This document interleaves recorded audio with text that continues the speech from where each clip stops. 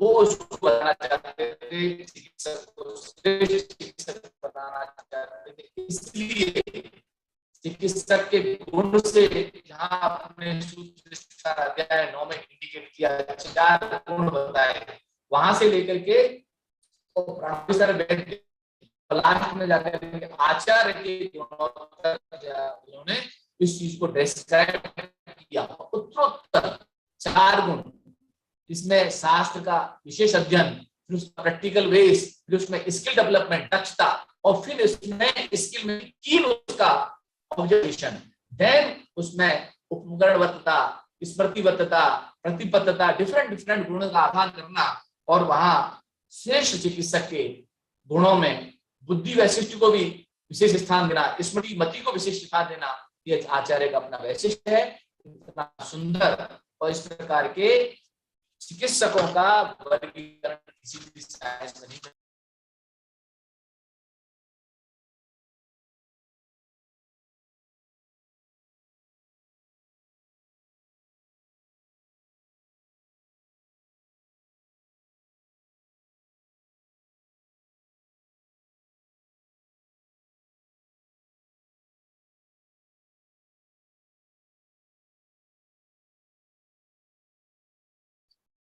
आपकी आवाज नहीं आ रही।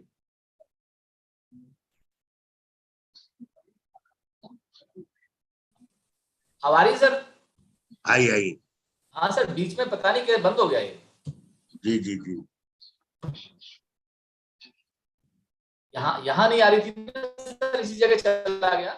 Please continue. Yes yes yes, please continue. Your slides are. मेरा निवेदन यही था कि चरक संहिता में आचार्य चरक ने डिफरेंट विषय विशेषज्ञों का वर्णन किया है, और वो स्पष्ट करना चाहते हैं कि उस समय पर भी विषय विशेषज्ञ हुआ करते थे, और आचार्य चरक का बिल्कुल क्लियरली मानना था कि मैं अष्टांग ज्ञाता हूं और मेरे चिकित्सक अष्टांग ज्ञाता हैं, लेकिन फिर भी अगर कोई विशेष व्यक्ति विशेष विधा का लाभ लेना चाहता है तो वो उस विधा के या उस प्रकार के रोग से सफर होने वाले व्यक्ति को कंसर्न व्यक्ति के पास जाना चाहिए। बाल रोग विशेषज्ञ का उन्होंने वर्णन किया, शल्य विशेषज्ञ का उन्होंने 2-3 जगह वर्णन किया था। धारवंत्रिणाम अधिकारम क्रिया विदो वैद्यानाम कृतयोग्यानाम वेद शोधन रूपणे, स्पष्ट कहा उन्होंने। पंचकर्म विशेषज्ञ के लिए आचार्य का वेग विशेषदर्शी पुनर्कृत्यम यथारम उद्यते लक्षणेन।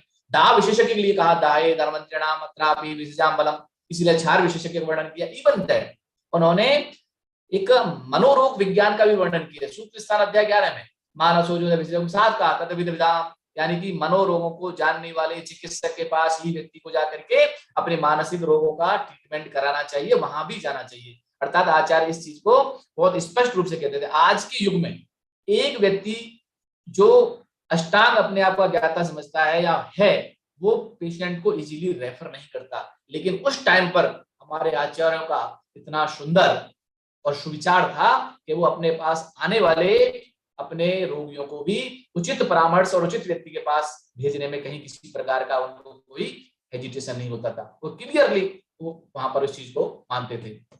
उसके बाद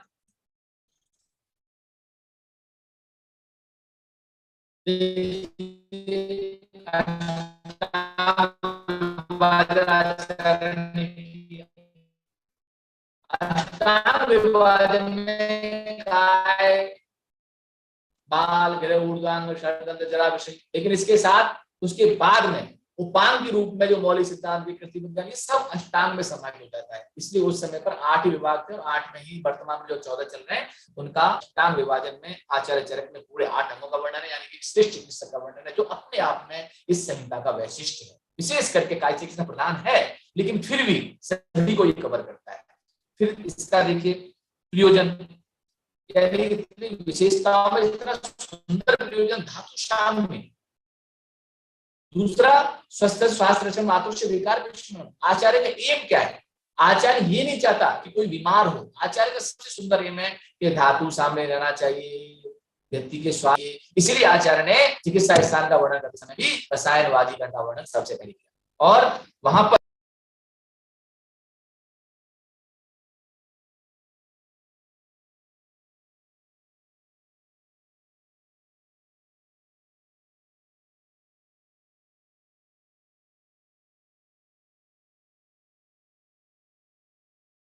आप अपना वीडियो बंद कर दीजिए, आपके यहाँ की नेट कमजोर है इसलिए ऐसा हो रहा है।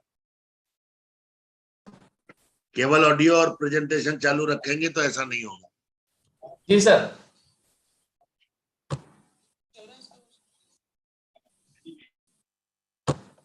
बार बार चला जाता है।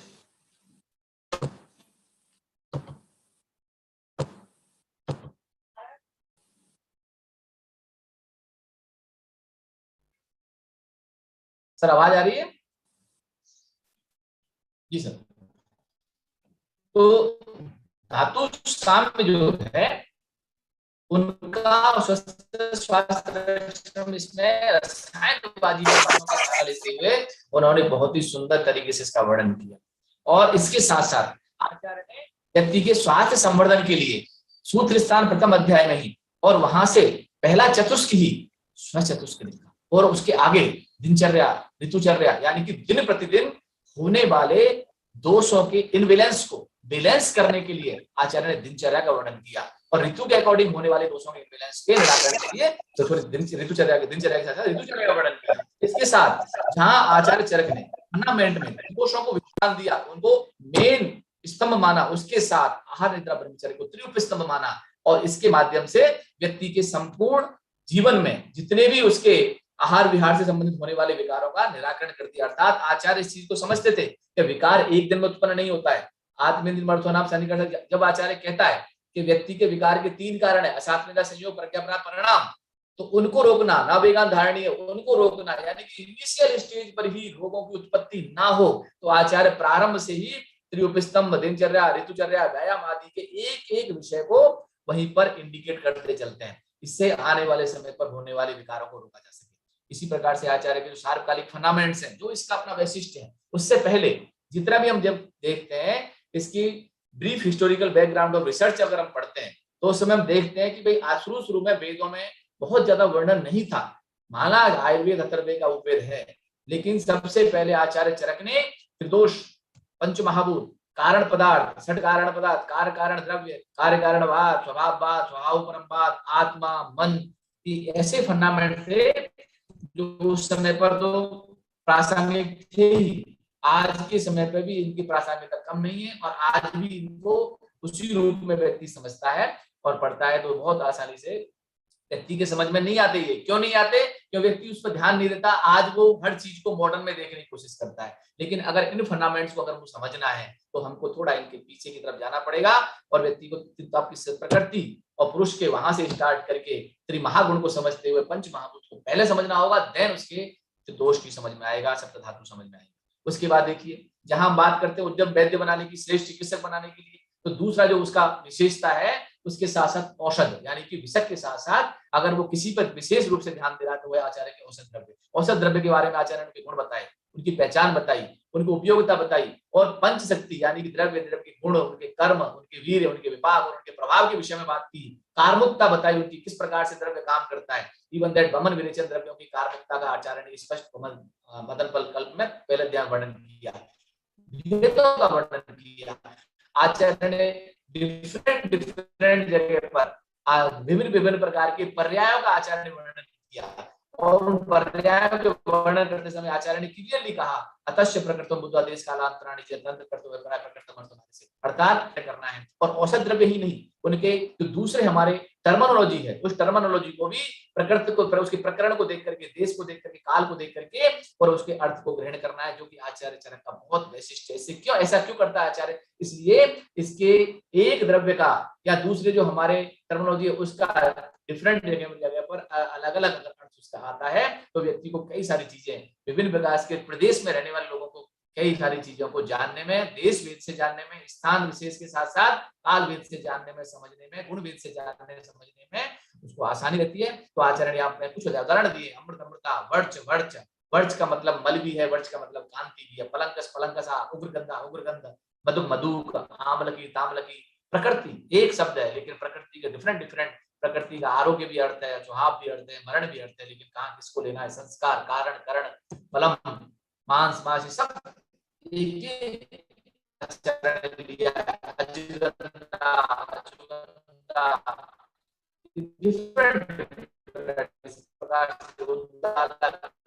और इसके साथ साथ इन्हीं प्रकार के द्रव्यों का वर्गीकरण करते समय भी आचार्य ने स्पष्ट विवेचन सूत्र स्थान अध्याय 7 के जहां महाकस 4 में महाकसाय में किया, उसके साथ सूत्र स्थान 25 में किया, जहां श्रेष्ठ वर्ग के साथ साथ अग्र वर्ग तक कहकर उसको वर्णन किया, जो इंडिकेट करता है कि किस प्रकार की टर्मिनोलॉजी है। और फिर इसके साथ ही इतना सुंदर आचार्य जहां पर आहार का वर्णन करता है, वहां दिनचर्या के संदर्भ में वो ये भी कहता है कि किस प्रकार से व्यक्ति को आहार करना चाहिए। वहां आचार्य क्लियरली कहता है यव जो है उसको लेना चाहिए। गवेदु का आचार्य ने वर्णन नहीं किया, संचशाली मुद्रान से और गेहूं नहीं कहते, ऐसा नहीं आचार्य को गवेदु का गेहूं का भी नॉलेज नहीं था, जानता नहीं था, उसने उसको ऋतुचर्या में वर्णन किया है, लेकिन यव का वर्णन किया। क्यों?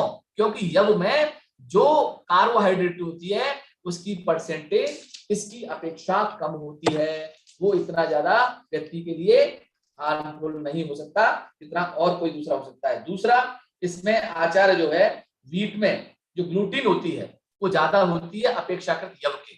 यव में ग्लूटीन होती है 6 से 8% और वीट में होती है लगभग 14%, जो कि हार्ट के लिए ऑटोइम्यून डिजीज के लिए कारण मानी जाती है। तो यहाँ पर आचार्य ने यव का वर्णन किया और आचार्य ने गवेदुक को निकृष्ट माना, जबकि आज हम यव बार्ले के नाम से मार्केट में बहुत सारे प्रोडक्ट मिलते हैं जिनको हम काम में ले रहे हैं, और जो ओट्स है जिसको हम गवेदुक कहते हैं, ओट्स को व्यक्ति सेवन कर रहा है जबकि हमारे लिए निकृष्ट माना गया है। तो आज इसको हमें देखने की जरूरत है कि आचार्य का ये फंडामेंट किस रूप में हमारे लिए आज प्रासंगिक है। क्यों? क्योंकि आचार्य चरक का वैशिष्ट है कि गवोदिक कर्षणा नाम श्रेष्ठ था, और हम इसको जो है बच्चों को खिला रहे हैं। तो किसको खिलाना किसको नहीं खिलाना ये हमको देखना है।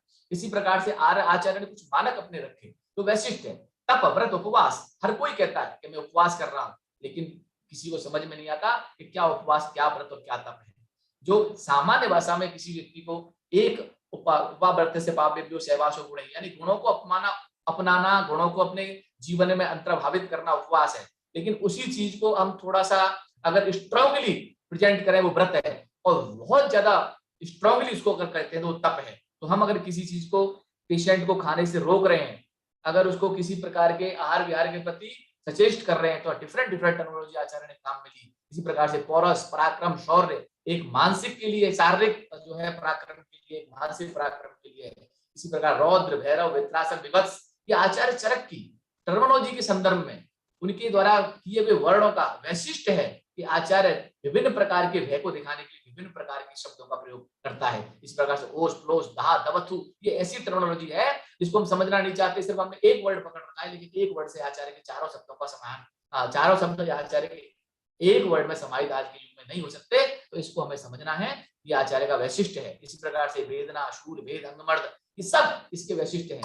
इसके अलावा आप देखिए सूत्र स्थान अध्याय 5 में, बहुत ज्यादा आगे नहीं जाऊंगा मैं, सूत्र स्थान अध्याय 5 में आकर अभ्यंग के लिए कहता है, और अभ्यंग के लिए वहां पर कंडीशन डालता है, और वो कहता है इससे क्या फायदे हैं। लेकिन कोई सोचने की जरूरत है, क्योंकि अगर अभ्यंग जिस भी ऑयल से हम अभ्यंग कर रहे हैं, मसाज कर रहे हैं, व्यक्ति के आज मसाज कहते हैं इसको, तो अगर उसके औषधियां उष्ण और तीक्ष्ण है, अगर वो थोड़ी सी उष्ण है, अगर काल उष्ण है, अगर व्यक्ति की प्रकृति और ये सब अगर उसके अनुकूल है, तो अभ्यंग में किए गए जो प्रयुक्त तेल है वो शीघ्र ही शरीर के अंदर प्रविष्ट करता है। लेकिन अगर यही चीज विपरीत होती है तो वो शीघ्र प्रविष्ट नहीं करता। इसलिए आचार्य चरक ने मात्रा में शरीर के अंदर प्रवेश कराने का, सुश्रुत ने इसका डिफरेंट मात्रा मानी, यानी कि 100 मात्रा पर्यंत से लेकर के 900 मात्रा पर्यंत तक शरीर के जितनी स्किन की विभिन्न प्रकार की त्वचाओं में, इवन दैट रोग नाशक के लिए 900 मात्रा का उन्होंने बताया है, उसको वहां देखने की जरूरत है। बूढ़ी तेल, इसी प्रकार से आचार्य का मानक देखिए, आहार मात्रा का निर्धारण, आहार मात्रा पुनः अग्नाबलापेक्षिणी, और फिर इसका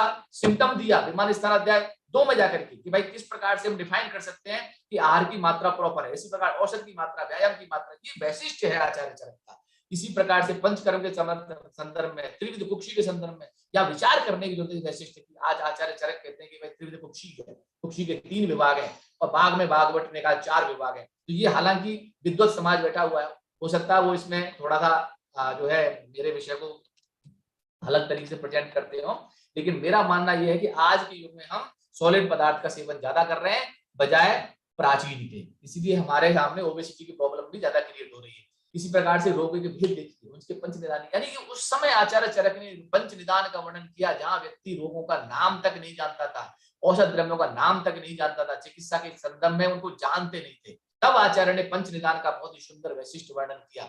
संशोधन, संशुमन, यानी कि बॉडी को डिटॉक्सिफिकेशन करने के लिए आचार्य सबसे पहले संशोधन किया।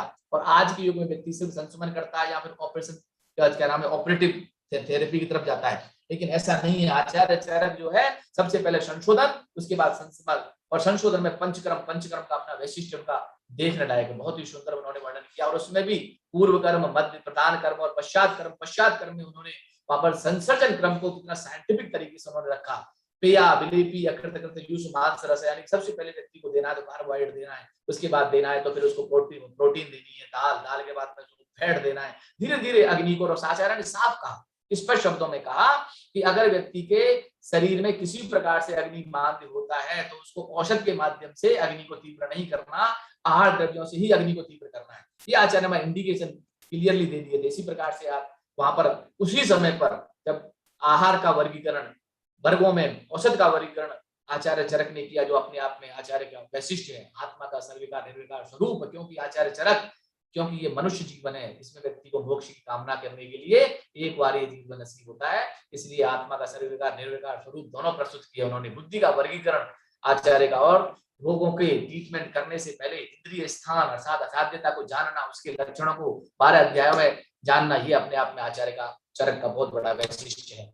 इसी प्रकार से मैं पहले बता चुका, दामोदरण क्यों करना है, किसको करना, किस काल में निषेध है, अभ्यंग संदर्भ में। इसी प्रकार रस के गुण, कर्म, वीर, प्रभाव, फलादि, रसायन के संदर्भ में अगर बात करते हैं तो आचार्य चरक ने लिखा कि कौन सा रसायन किसको देना है, किस उम्र में देना है, किस काल में देना है, किस व्याधि में देना है, कहाँ इसका निषेध है।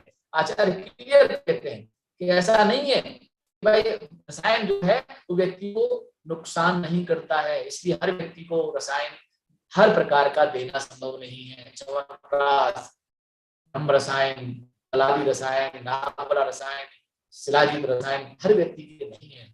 अग्नि, ऋतु, सात्व, सत्व, प्रकृति, आहार, देश, काल, इस सब फंडामेंट्स को आचार्य के जो 15 प्रकार के उन्होंने एग्जाम में परीक्षा बताई है, 10वीं की परीक्षा, अगर रसायन सेवन करते समय विध्वंस हो जाता है तो व्यक्ति को रसायन सेवन बंद करके और फिर उसको पहले उसका व्याधि का ट्रीटमेंट करना चाहिए, तब उसके बाद ही रसायन का सेवन दोबारा चालू करना चाहिए। तो इतना सुंदर विवेचन रसायन का भी आचार्य ने किया, बाजीकरण का भी आचार्य ने वर्णन किया और उसमें स्पष्ट शब्दों में उसके बारे में बताया। इसी प्रकार से और इतना सुंदर विवेचन आचार रसायन संबंधी, और फिर नियम जो कि उस जमाने में आचार्य ने एक पैरामीटर डिसाइड किया, भोजन से संबंधित, स्त्री संबंधित, अध्ययन संबंधित, सामाजिक संबंधित, मानसिक स्वास्थ्य संबंधी, सूत्र स्थान अध्याय 8 में इतना सुंदर विवेचन लोगों को आचार्य ने वहां पर दिया। और क्या दिया? प्रमाण दिया। इस समय लोग नापना गिनना जानते ही नहीं थे, उसी समय पर आचार्य का प्रमाण तो आज भी प्रासंगिक है। साफ शब्दों में कहते हैं कि व्यक्ति को स्वयं मूल प्रमाण में 84 अंगुल का प्रमाण, अंजलि प्रमाण मानते हैं या अंगुल प्रमाण मानते हैं, उसमें भी आचार्य ने डिफरेंट प्रमाण दिए। अगर हम इसको देखते हैं आज के युग में तो 4 अंगुल बराबर 7.6 सेंटीमीटर होता है, तो व्यक्ति जो 84 अंगुल का होता है वो लगभग 159.6 सेंटीमीटर है। वर्नियर कैलिपर से CCRS के द्वारा जो प्रकृति परीक्षण में किया गया जो प्रोटोकॉल है उसके वहां से मैंने लिया है और मैंने खुद इस पर करके देखा है, क्योंकि मैं इसमें जो है खुद मास्टर ट्रेनर रहा था। और इसी प्रकार हस्त, अरत्नी, रत्नी, वितस्ती, प्रतल, जितने व्यायाम, जितने प्रकार के आचार्य ने डिफरेंट जो प्रमाण दिए हैं वो आज भी उतने प्रासंगिक है, जो कि चरक का वैशिष्ट है। और इन प्रमाणों को अगर जब तक हम नहीं समझेंगे, अंजलि प्रमाण, अंगुली प्रमाण, तब तक हम जो है चरक को समझना हमारे लिए संभव नहीं है। और इसी प्रकार से उस जमाने, उस टाइम पर, प्राचीन एंशिएंट टाइम पर आचार्य चरक ने रोगों के नाम दिए, और रोगों के जो नाम दिए हैं वो ऐसे ही नहीं दिए गए, वो सारे धातु प्रत्यय पर्यंत उनके अर्थ को बताने वाले हैं, चाहे वो प्रतिष्ठाय, गुल्म, शोथ, रक्त पित्त, विद्रति, आंतवृद्धि, पांडु, जितने भी रोग हैं सब अपने बताने वाले हैं। इसी प्रकार से हम रोगों के विषय विवेचन देखा। सिर्फ एक एग्जांपल दूंगा, ज्यादा कहीं नहीं कुछ नहीं इसमें, कि भाई ततो बलवड़ आचार्य पांडु रोग में पांडु दोषा पित्त प्रधानस्तु यस्य कुप्यन्ति धातुषु शैथिल्यम तस्य धातुना गौरव जो विजायते वर्ततो बलवड़ इसलिए ये चाप्य अनुजो गुणा। ये आचार्य यहाँ पर कहते हैं ऐसा होता क्यों, अल्प रक्तो अल्प मेदों को निसादित, जैसा क्यों होता है, यानी कि उसी समय आचार्य को एक एक विषय, जो उस समय पर फैट का पाचन कहाँ होता है, वाइल जो है वो क्या काम करता है, कौन सा जल में विलय है, इसलिए विलय कौन सा है, किस प्रकार से उनका जो है बॉडी के ऊपर इफेक्ट आता है, ये सब आचार्य ने उस समय पर जान लिया था और उसको इस प्रकार से अपनी संप्राप्ति के माध्यम से वर्णन किया था। तो आचार्य इन चीज से बहुत पहले से परिचित थे, इसलिए उनका जो भी संप्राप्ति है उस संप्राप्ति को आज के टाइम पर अगर हमको समझना है तो संप्राप्ति प्रक्रिया और उसके विघटन को हमें छात्रों को समझाना है, जो चरक का अपने आप में एक एक डिजीज के लिए वैशिष्ट है, इसको भी हम बहुत अच्छे से समझ नहीं पा रहे। और देखिए गौर से, ये स्टार्टिंग में ही आचार्य ना वेगांत धाड़ी है, यानी कि जब मैंने इसको डिफरेंट जगह पर 13 प्रकार के वेगों को रोकने पर होने वाले विकारों का और जो लक्षणों का जब मैंने देखा, मॉडर्न साइंस से कंपेरेटिव किया, तो ये समझ में आया कि आचार्य चरक में जो लिखा हुआ है 90% लक्षण उन लोगों को रोकने पर एज इट इज मिलते हैं। तो हमने उनको जो रोग की प्रारंभ उत्पत्ति में जो मेन कारण बताए हैं उनको हमने थोड़ा सा छोड़ दिया है, या मैं यूं कहूं उसको बुला दिया है। अगर हम उसी पर इनिशियल स्टेज पर हम काम करें तो व्यक्ति के स्वास्थ्य संरक्षण में बहुत बड़ी भूमिका निभा सकते हैं और आने वाले भविष्य के रोगों को रोक सकते हैं। तो चरक का वैशिष्ट है।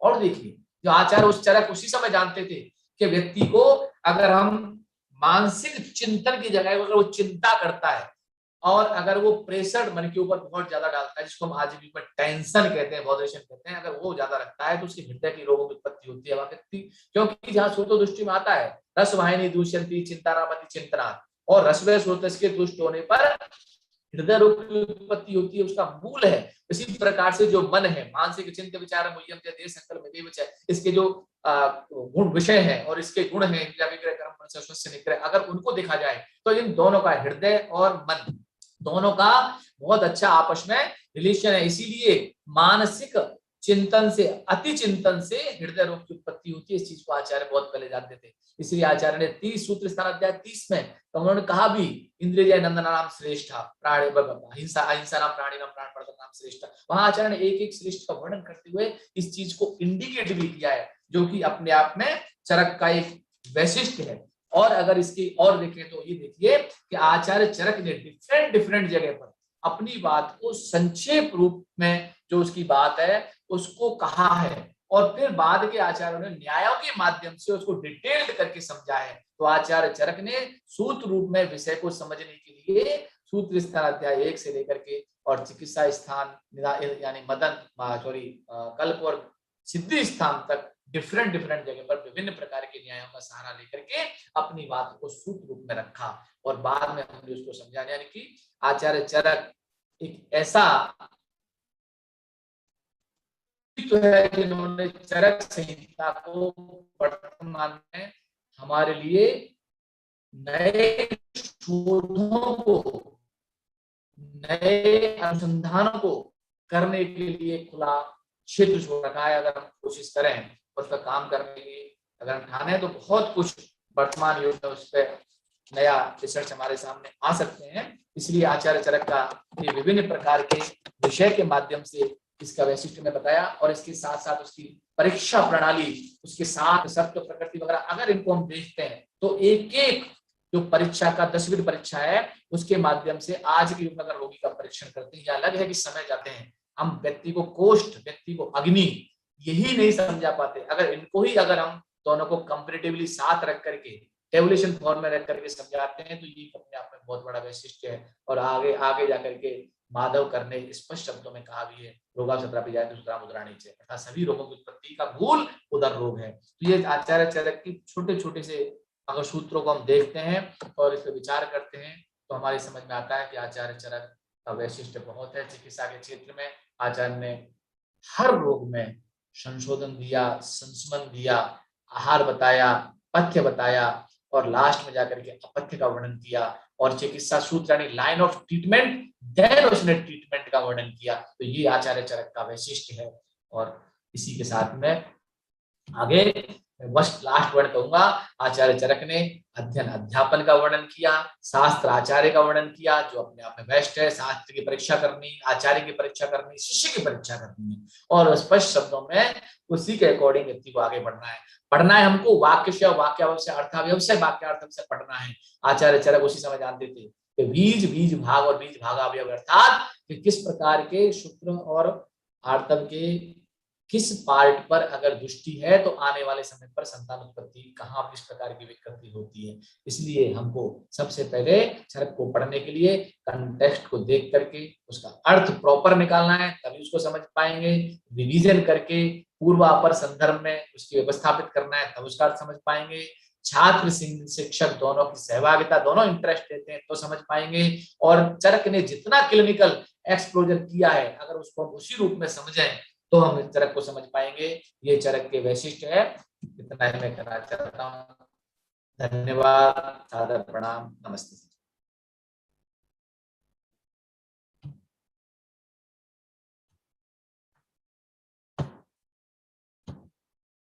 बहुत बहुत धन्यवाद आपका देवेंद्र जी, बहुत बहुत धन्यवाद। आपने बड़े सरल शब्दों में और बड़े गूढ़ रहस्यों को उद्घाटित किया।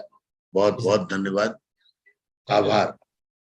मैं विश्व आयुर्वेद परिषद और इंडिपेंडेंट रिसर्च एथिक्स सोसाइटी की ओर से आपका स्वागत करता हूं, धन्यवाद देता हूं। बहुत बहुत धन्यवाद।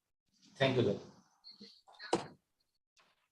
वैद्य professor VK Agnihotri ji online है? प्रोफेसर वीके अग्निहोत्री सर, तो मैं बिना समय नष्ट किए अपने आदरणीय भाई वैद्य कमलेश कुमार द्विवेदी जी को आह्वान करता हूं।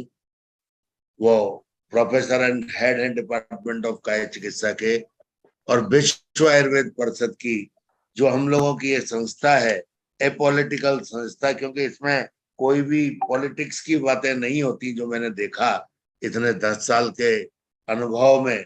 और ये एक ऐसी समाज सेवा में लगी रहने वाली एक एसोसिएशन है जो अपने जेब से पैसा लगाकर और काम करती है। ये इतना स्ट्रॉन्ग कैरियर है। आई salute you sir, I salute you कि आपने अभी तक विश्व आयुर्वेद परिषद का संचार प्रमुख का और प्रकाशन का दायित्व संभाला है, जो एक अपने आप में श्रेष्ठ दायित्व है। और अभी आपने जो भोपाल में एक अति उत्तम कार्यक्रम की प्रस्तुति की, संयोजन किया, प्रस्तुति तो दूसरों ने की थी, मैं उसके लिए आपका आभार व्यक्त करता हूं।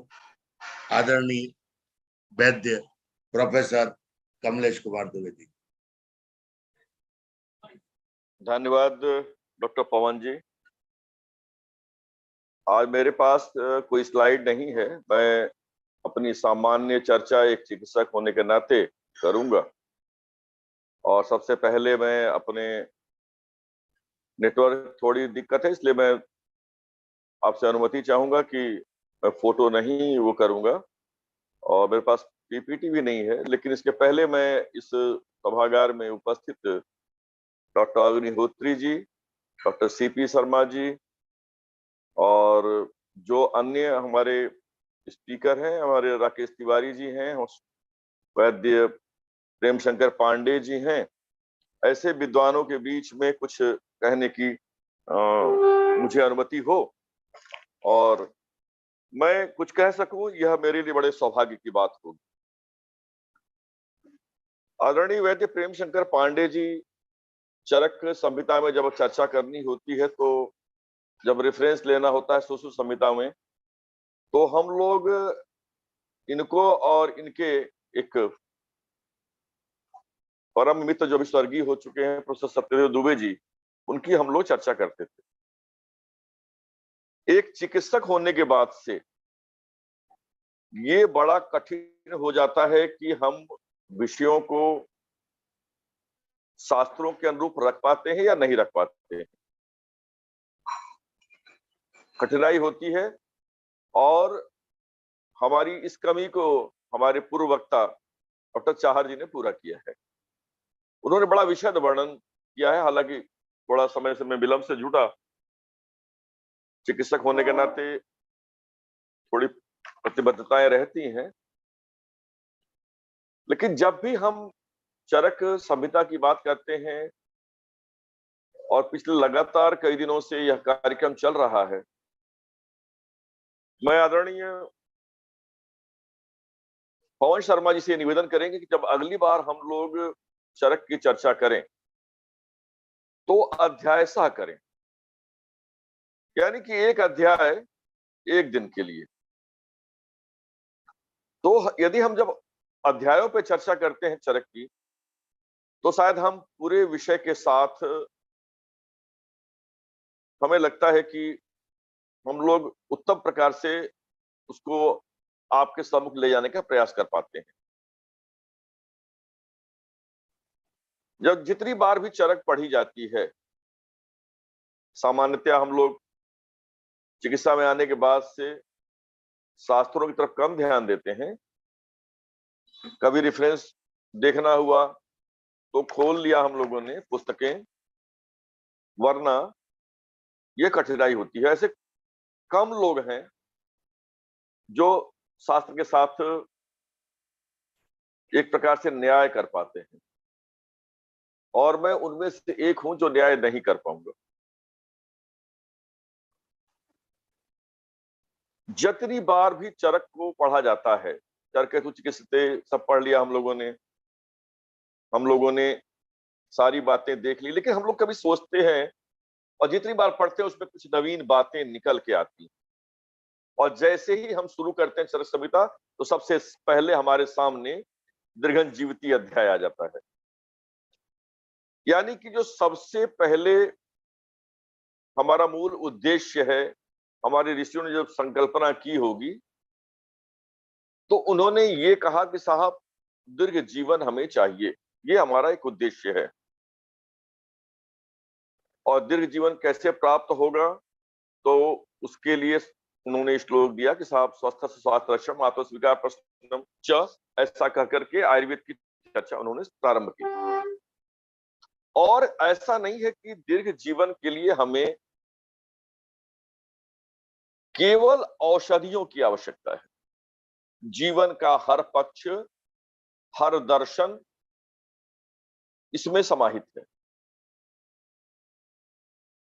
और जैसे ही वह प्रथम अध्याय का प्रारंभ करते हैं, तो सबसे पहले यही कहते हैं कि आयुर्वेद का अवतरण कहां से हुआ, आयुर्वेद क्यों और किस लिए लाया गया।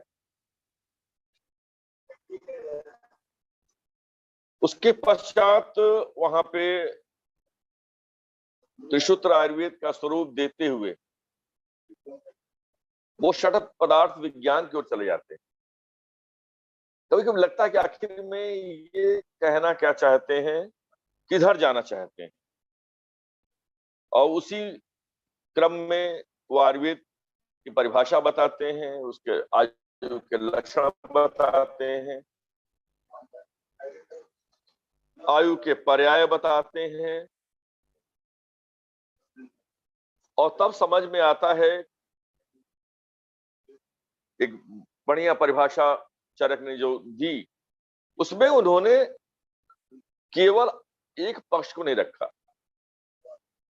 कहते हैं कि हितायतम सुखम दुखम मायुष तस्य हितायतम मानम च तच्च यत्रोक्तः आयुर्वेद सयुच्यते। यानी हितायु अहितायु, सुखायु और दुखायु, इन चार प्रकार की आयु के लिए पथ्य और अपथ्य, और इस आयु का मान, प्रमाण और अप्रमाण जहां बताया गया हो और आयु का स्वरूप बताया गया हो, उससे हमारे तो दोनों पक्ष, सामाजिक पक्ष यानी दूसरे का भी और स्व का भी, और हमसे होने वाले जो अच्छे कार्य हैं, बुरे कार्य हैं, उसका समाज पे भी प्रभाव पड़ रहा है। तो हम चारों प्रकार की आयु को लेकर के चलें, यानी कि हम केवल अपने स्वास्थ्य का चिंतन नहीं करते, हम दूसरों के स्वास्थ्य का भी चिंतन करते हैं। हमारे द्वारा कोई प्रज्ञा अपराध हो रहा हो, हमारे द्वारा कोई अतिक्रमण हो रहा हो, तो वहां तक उनकी पहुंच होती है। और जब तो वो कहते हैं कि शरीर इंद्रिय सत्वात्म संयोगो पर्याय आयु उच्यते। शरीर, इंद्रिय, मन और आत्मा, और उसके पर्याय भी बताते हैं। यानी कि जब हम लोग चर्चा केवल शरीर की करते हैं, उस समय ही वो इतने जो पक्ष हैं, शरीर एक हो गया, स्थूल शरीर हो गया, इंद्रिय हो गया, मन हो गया और आत्मा हो गया, इन चारों की संकल्पना करते हैं। उसी क्रम में वो कुछ सामान्य विशेष की परिभाषा भी की चर्चा करते हैं। जब हम भी सामान्य विशेष की परिभाषा करते हैं तो सर्वदा सर्वभावानां सामान्य प्रतिकारण, ये सामान्य चीजें हो जाती हैं। एक विषय ऐसा आ जाता है। और हरासर हेतु विशेषश्च प्रवृत्ति उभयस्तु, यानी कि समानांतर विचारधारा का व्यक्ति भी होगा। हम दूसरे पक्ष को भी सोचते रहते हैं। समान गुणधर्मी द्रव्य हो, औषध हो, तो वो वृद्धि करेगा, ऐसा कहने का तात्पर्य है। हम एक छोटा सा मैं कभी सोच रहा था कि आखिर में हम लोग कहते हैं कि ह्रास करने वाला का कारण विशेष होता है। जब हम ब्लड ग्रुप की बात करते हैं तो जिस ग्रुप का ब्लड है उसी ग्रुप को सामान्यता देते हैं। एक छोटा भी विषय हम उठाते हैं तो उसकी चर्चा हम करना चाहते हैं। बाद में वो द्रव्यों की में गुण, कर्म इत्यादि की चर्चा करते हुए आगे बढ़ते हैं और वहीं पे धातु साम्य और त्रिदोष विज्ञान की चर्चा करते हैं। आयुर्वेद का प्रयोजन क्या है, रोगों के त्रिविध कारण क्या है, रोगों का आश्रय क्या है, यानी बिल्कुल ये मिक्स करते हुए चलते हैं। उन्होंने कोई क्रमबद्ध तरीके से उस विषय को, यदि हम कहें क्रोनोलॉजिकल ऑर्डर में नहीं लिखा। जहां आवश्यकता पहले जिसकी पड़ी वो चिंतन हुआ, उस चिंतन को वो लोग समाज में लाने का काम करते रहे या उसको लेखन का कार्य करते रहे। और जब वहां चर्चा होती है उसके बाद से फिर द्रव्यों के वर्गीकरण की बात होने लगती है। इसके पश्चात सीधे जब दूसरे अध्याय पे आते हैं तो वो संशोधन के लिए उपयुक्त पंचकर्मार्थ द्रव्यों की चर्चा करते हैं। और इस चर्चा में वो संशोधन की पूरी प्रक्रिया के द्रव्यों का चिंतन करते हैं। यानी कि स्वस्थ रहने के लिए भी व्यक्ति को संशोधन करना आवश्यक है। यहाँ पे रोग की बात नहीं हो रही, केवल औषधियों की कल्पना की गई, औषधियों का चिंतन किया गया, औषधियों को इकट्ठा करने की बात की गई और विभिन्न प्रकार के पेय, यवागु और अन्य गुणधर्मी औषधियों के द्रव्यों की बात की गई। यानी कि सबसे पहले हमें स्वस्थ रहना है और उसके पश्चात यदि कोई रोगी होता है तो हम उसकी चिकित्सा के बारे में चिंतन करें। और इसी क्रम में वो 2-3 अध्याय जो है उनके, चाहे वो संशोधन से 50 महाकषाय की चर्चा करें, चाहे अन्य कषायों की चर्चा करते हैं, और तब जाके 5वें अध्याय में वो फिर आहार की बात करना शुरू करते हैं। सारी व्यवस्थाओं को संपूर्ण करने के पश्चात वो आहार पे आते हैं और वहां पे उनका चिंतन आहार के बारे में प्रारंभ होता है। वहां भी आहार मात्रा की बात, किसी व्यक्ति का अग्निबल कैसा हो और अग्निबल का क्या लाभ है, यहाँ पे ये चर्चा प्रारंभ की जाती है। और उसके तुरंत बाद स्वस्थ वित्त की चर्चा शुरू हो जाती है, जिसमें पूरी चर्चाएं दिनचर्याओं से शुरू होती हैं। उसमें विविध विषय आ जाते हैं और वो व्यक्तिगत रूप से यानी पर्सनल हाइजीन के बारे में होते हैं, चाहे वो अंजन हो, चाहे धूमपान हो, या उसके गुण हो, नस्य दातौन, स्नेह गंडूष, तैल अभ्यंग, ये सारी चीजें जो दिनचर्या में निहित होती है एक व्यक्ति के सामान्य जीवन में। यानी कि व्यक्ति को स्वस्थ रहना है तो हमें प्रारंभ से ही इन बातों का पालन करना है।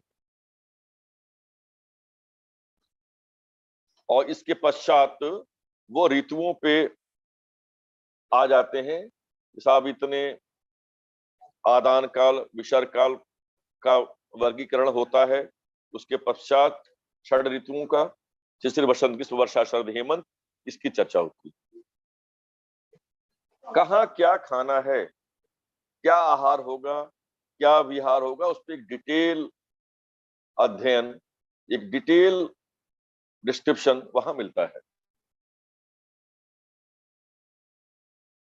हम लोग सामान्यतया इन बहुत छोटे छोटे पक्षों को छोड़ते जाते हैं, केवल चिकित्सा तक ही सीमित रहते हैं।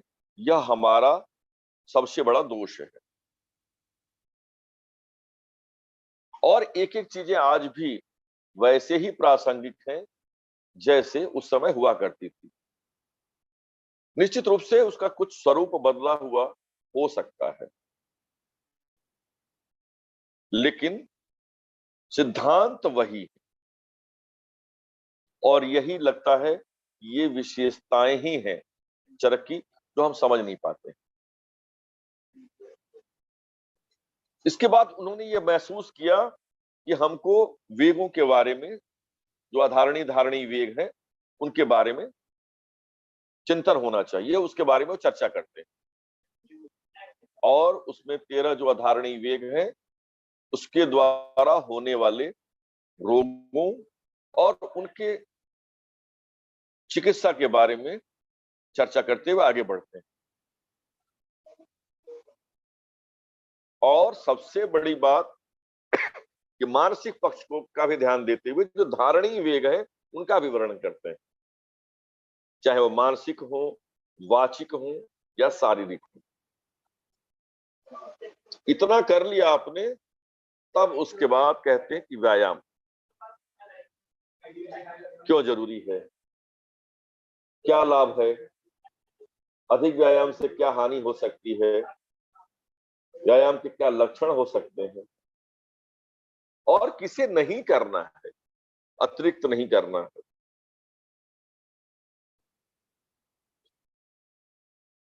इन सारी प्रक्रियाओं के बाद क्या हितकर है, क्या अहितकर है और कैसे उसका त्याग करना है, क्रमशः इस बारे में पादांशिक वर्णन वहां से आगे बढ़ते हैं। और आगंतुक तथा मानसिक रोगों के क्या कारण हैं सामान्य और क्या उसकी चिकित्सा हो सकती है, इसका डिस्कशन करते हैं। हमें लगता है कभी कभी ये विषय कभी कठिन हो जाता है, कभी रोचक हो जाता है। इसके पीछे भी एक लॉजिक होता है। जब कक्षा में पढ़ाते रहते हैं आप, कभी बोर होने लगते हैं, तो फिर आपको कोई कठिन विषय आ जाए, उसके बाद फिर सरल विषय को आप डाल देते हैं, कुछ दृष्टांत तो उसमें डाल देते हैं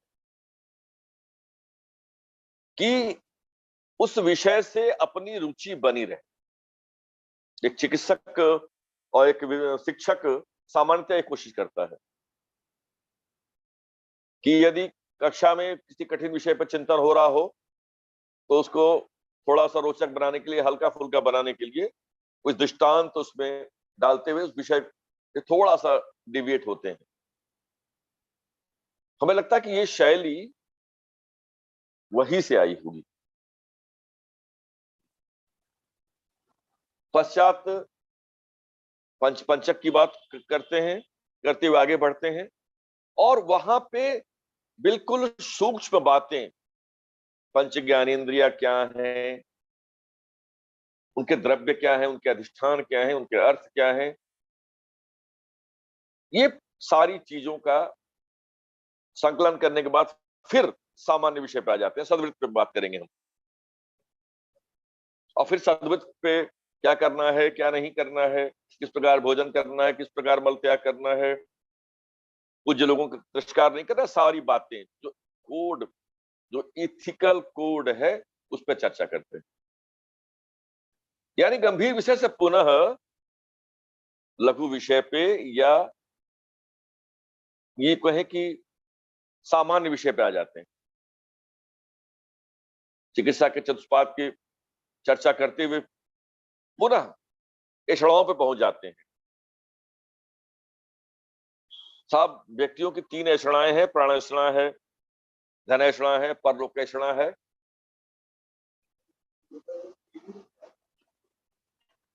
और इस अध्यात्म को प्राप्त करने के साथ साथ इसका क्या संयोजन हो सकता है आयुर्वेद में या चिकित्सा शास्त्र में, उसको बढ़ाते हुए फिर प्रमाण पे आ जाते हैं। क्या आप तो प्रदेश क्या है, प्रत्यक्ष क्या है, अनुमान क्या है, युक्ति क्या है, और उसके बाद से इनके तुरंत बाद वो पुनर्जन्म के चर्चा करना शुरू कर देते हैं। यानी पुनः आध्यात्मिक पक्ष की तरफ आगे बढ़ते हैं। उसके पश्चात जब आते हैं तो फिर कहते हैं कि 3 उपस्तंभ क्या है, 3 बल क्या है, ये ऐसे 7 विषयों पे वो चर्चा करना चाहते हैं। और इसके पश्चात जितने भी प्रकार की क्लासिफिकेशन, त्रिविध रोग मार्ग, अति योग, मिथ्या योग, हीन योग, इसकी चर्चा करते हुए फिर तो सबसे इंपॉर्टेंट फैक्टर शरीर का है वो वात, उसके नाम पे वात कलाकली अध्याय की चर्चा करते हैं। फिर पित्त की, कफ की चर्चा करने के पश्चात से पुनः इसमें पहुंच जाते हैं कि इसने के कर्म के बारे में पूरी चर्चा उन्होंने, प्रविचारणाओं के बारे में एक काफी गहन विचार। उसके पश्चात स्वेदन की बात करते हैं, उपकल्पनीय अध्याय की फिर चर्चा करना शुरू कर देते हैं। कुटी प्रावेशिक, कुटी स्वेद, तमाम प्रकार के स्वेदों की चर्चा, और फिर 15वें अध्याय में उपकल्पनीय अध्याय की ओर बढ़ते हैं। वहां पुनः सामग्रियों की, औषधियों की, इक्विपमेंट्स की तैयारियां और फिर संशोधन की प्रक्रिया, वहां पे वो वमन, संसर्जन, विरेचन, इसकी चर्चा करना चाहते हैं। साथ में वो वहीं पे एक स्वभाव परमवाद की थ्योरी देते हैं और उसका कुछ दार्शनिक आधार जो है वहां वो स्पष्ट करते हैं। पश्चात शिरोरोग और हृदय रोग, इन 2 की चर्चा करना चाहते हैं वो, और वहीं पे निदान और संप्राप्ति उसकी बताते हैं। और ये शो करता है कि द इंपॉर्टेंट थिंग, जो सबसे प्रमुख अपने शरीर के जो अंग हैं उस पे चिंतन पहले शिरोरोग पे और हृदय रोग पे, और उसके बाद विभिन्न प्रकार के 62 व्याधियों की बात करते हैं। 18 प्रकार के क्षय, सप्तपीडिका, जो भी चीजें हैं जो गौड़ हैं, जो प्रमुख हैं, उन दोनों का विभाजन विभाजन होके रहता है वहां पे, और ऐसा फिर आगे बढ़ते। फिर चौथों की बातें करते हैं, नानात्मक विकार, सामान्य विकार, और उसके बाद फिर एक पक्ष आता है कि निंदनीय पुरुष क्या है, अति स्थूल क्या है, निद्रा क्या है, इन विषयों की चर्चा करते।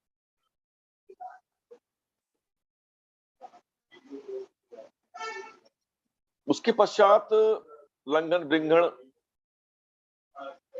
बिगड़ियो अध्याय, 22वें अध्याय में वहां पे विभिन्न प्रकार के लंघन, बृंघण, रुक्षण, स्नेहन, स्वेदन, स्तंभन, ये सारे 6 प्रकार के जो चिकित्सा के प्रकार बताए हैं उनकी चर्चा सामने आती है। पुनः संतर्पण, अवतर्पण का प्रकरण चलता है, और पश्चात रक्त तथा रक्त से होने वाले कौन कौन से रोग हैं इस विषय पे चिंतन करते हैं। और उसी क्रम में मद, मूर्छा, संन्यास की चर्चा भी होती है। वहां पे पुनः इसके पश्चात जो सबसे इंपॉर्टेंट पक्ष आता है वो यज्ञ पुरुषी अध्याय का है। वहां संभाषाओं में विभिन्न लोगों के पक्षों को सुनते हुए आगे बढ़ने का कार्य होता है, और वहां पे पुनः प्रश्न पे प्रश्न और उसका उत्तर एक गद्य रूप में लिखा। 84 आशयों का वर्णन किया वहां पे। पश्चात उसी संभाषा में रसों की बात कितने प्रकार के हों, षड्रस प्रकरण की पूरी चर्चा वहां पे, और रसानुसार द्रव्य के कितने भेद हो सकते हैं आगे बढ़ते हुए। उसी प्रकरण में ही वैरुद्धिक आहार की बात हो जाती है। वैरुद्धिक आहार के घटक क्या हो सकते हैं, यानी कि वैरोधिक आहार पहले चल रहा है, उसके घटक पहले चल रहे हैं, बाद में हम जो है जो हानि पहुंचाने वाले हैं उनकी चर्चा पहले। अन्नपान विषयक में जब चर्चा होती है तो वहां पे जो भी अन्न उपलब्ध उस समय में रहे होंगे, सुख धान्य, शमी धान्य, मांस, साग, फल, मद्य, हालांकि बहुत से उसमें अन्न अभी नहीं मिलते, या मिलते भी हैं तो वो रेयर हो गए। अभी चर्चा हो रही थी कि साहब मार्केट में रागी मिल रहा है, ओट्स लोग खा रहे हैं, हम सब ओट्स खाते हैं, एक फैशन के रूप में ले आए। लेकिन मैं देख रहा था कि ओट्स और रागी दोनों हमारे यहाँ मोटे अन्न माने जाते थे। जई, जिसको गुड़जई बोलते हैं, और उसमें सामान्यतया किसान अपने खाने के लिए उसको नहीं रखता था। तो उनका क्या प्रभाव शरीर पे है, कहां उसे किस रूप में यूज करना है, इसकी चर्चा, और उसके सबसे बाद में अपने 10 प्राणायतन और हृदय की चर्चा चरक अपने सूत्र स्थान में करते हैं। यानी इतनी जो सूत्र स्थान है, यहाँ पे सारी बातों को एक जगह कहने की कोशिश उन्होंने की, और उसके बाद में इस सारी भूमिकाओं, इस सारे ज्ञान के बाद निदान स्थान की चर्चा हुई। वहां पे भी जो प्रमुख रोग हैं, और वहां पे भी सबसे लास्ट के जो उन्माद और अपस्मार हैं, यानी कि 6 रोग शरीर के और 2 रोग मानस के, ऐसा कुछ चिंतन करने के पश्चात वो आगे बढ़ते हैं। विमान स्थान के बाद शारीर स्थान, और उसके पश्चात जो है चिकित्सा स्थान में जब पहुंचते हैं हम लोग इंद्रिय स्थान के पश्चात, तो फिर चिकित्सा की बातें होती हैं।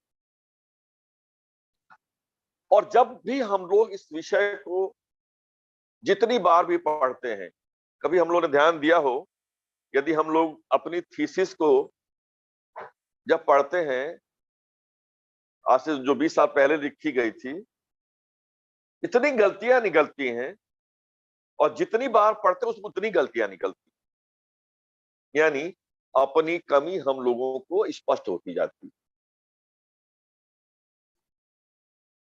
और विषयों को एक दूसरे से बांधे रखना, हालांकि ये उनकी मौलिक अलग से एक मौलिक चिंतन है की शैली है।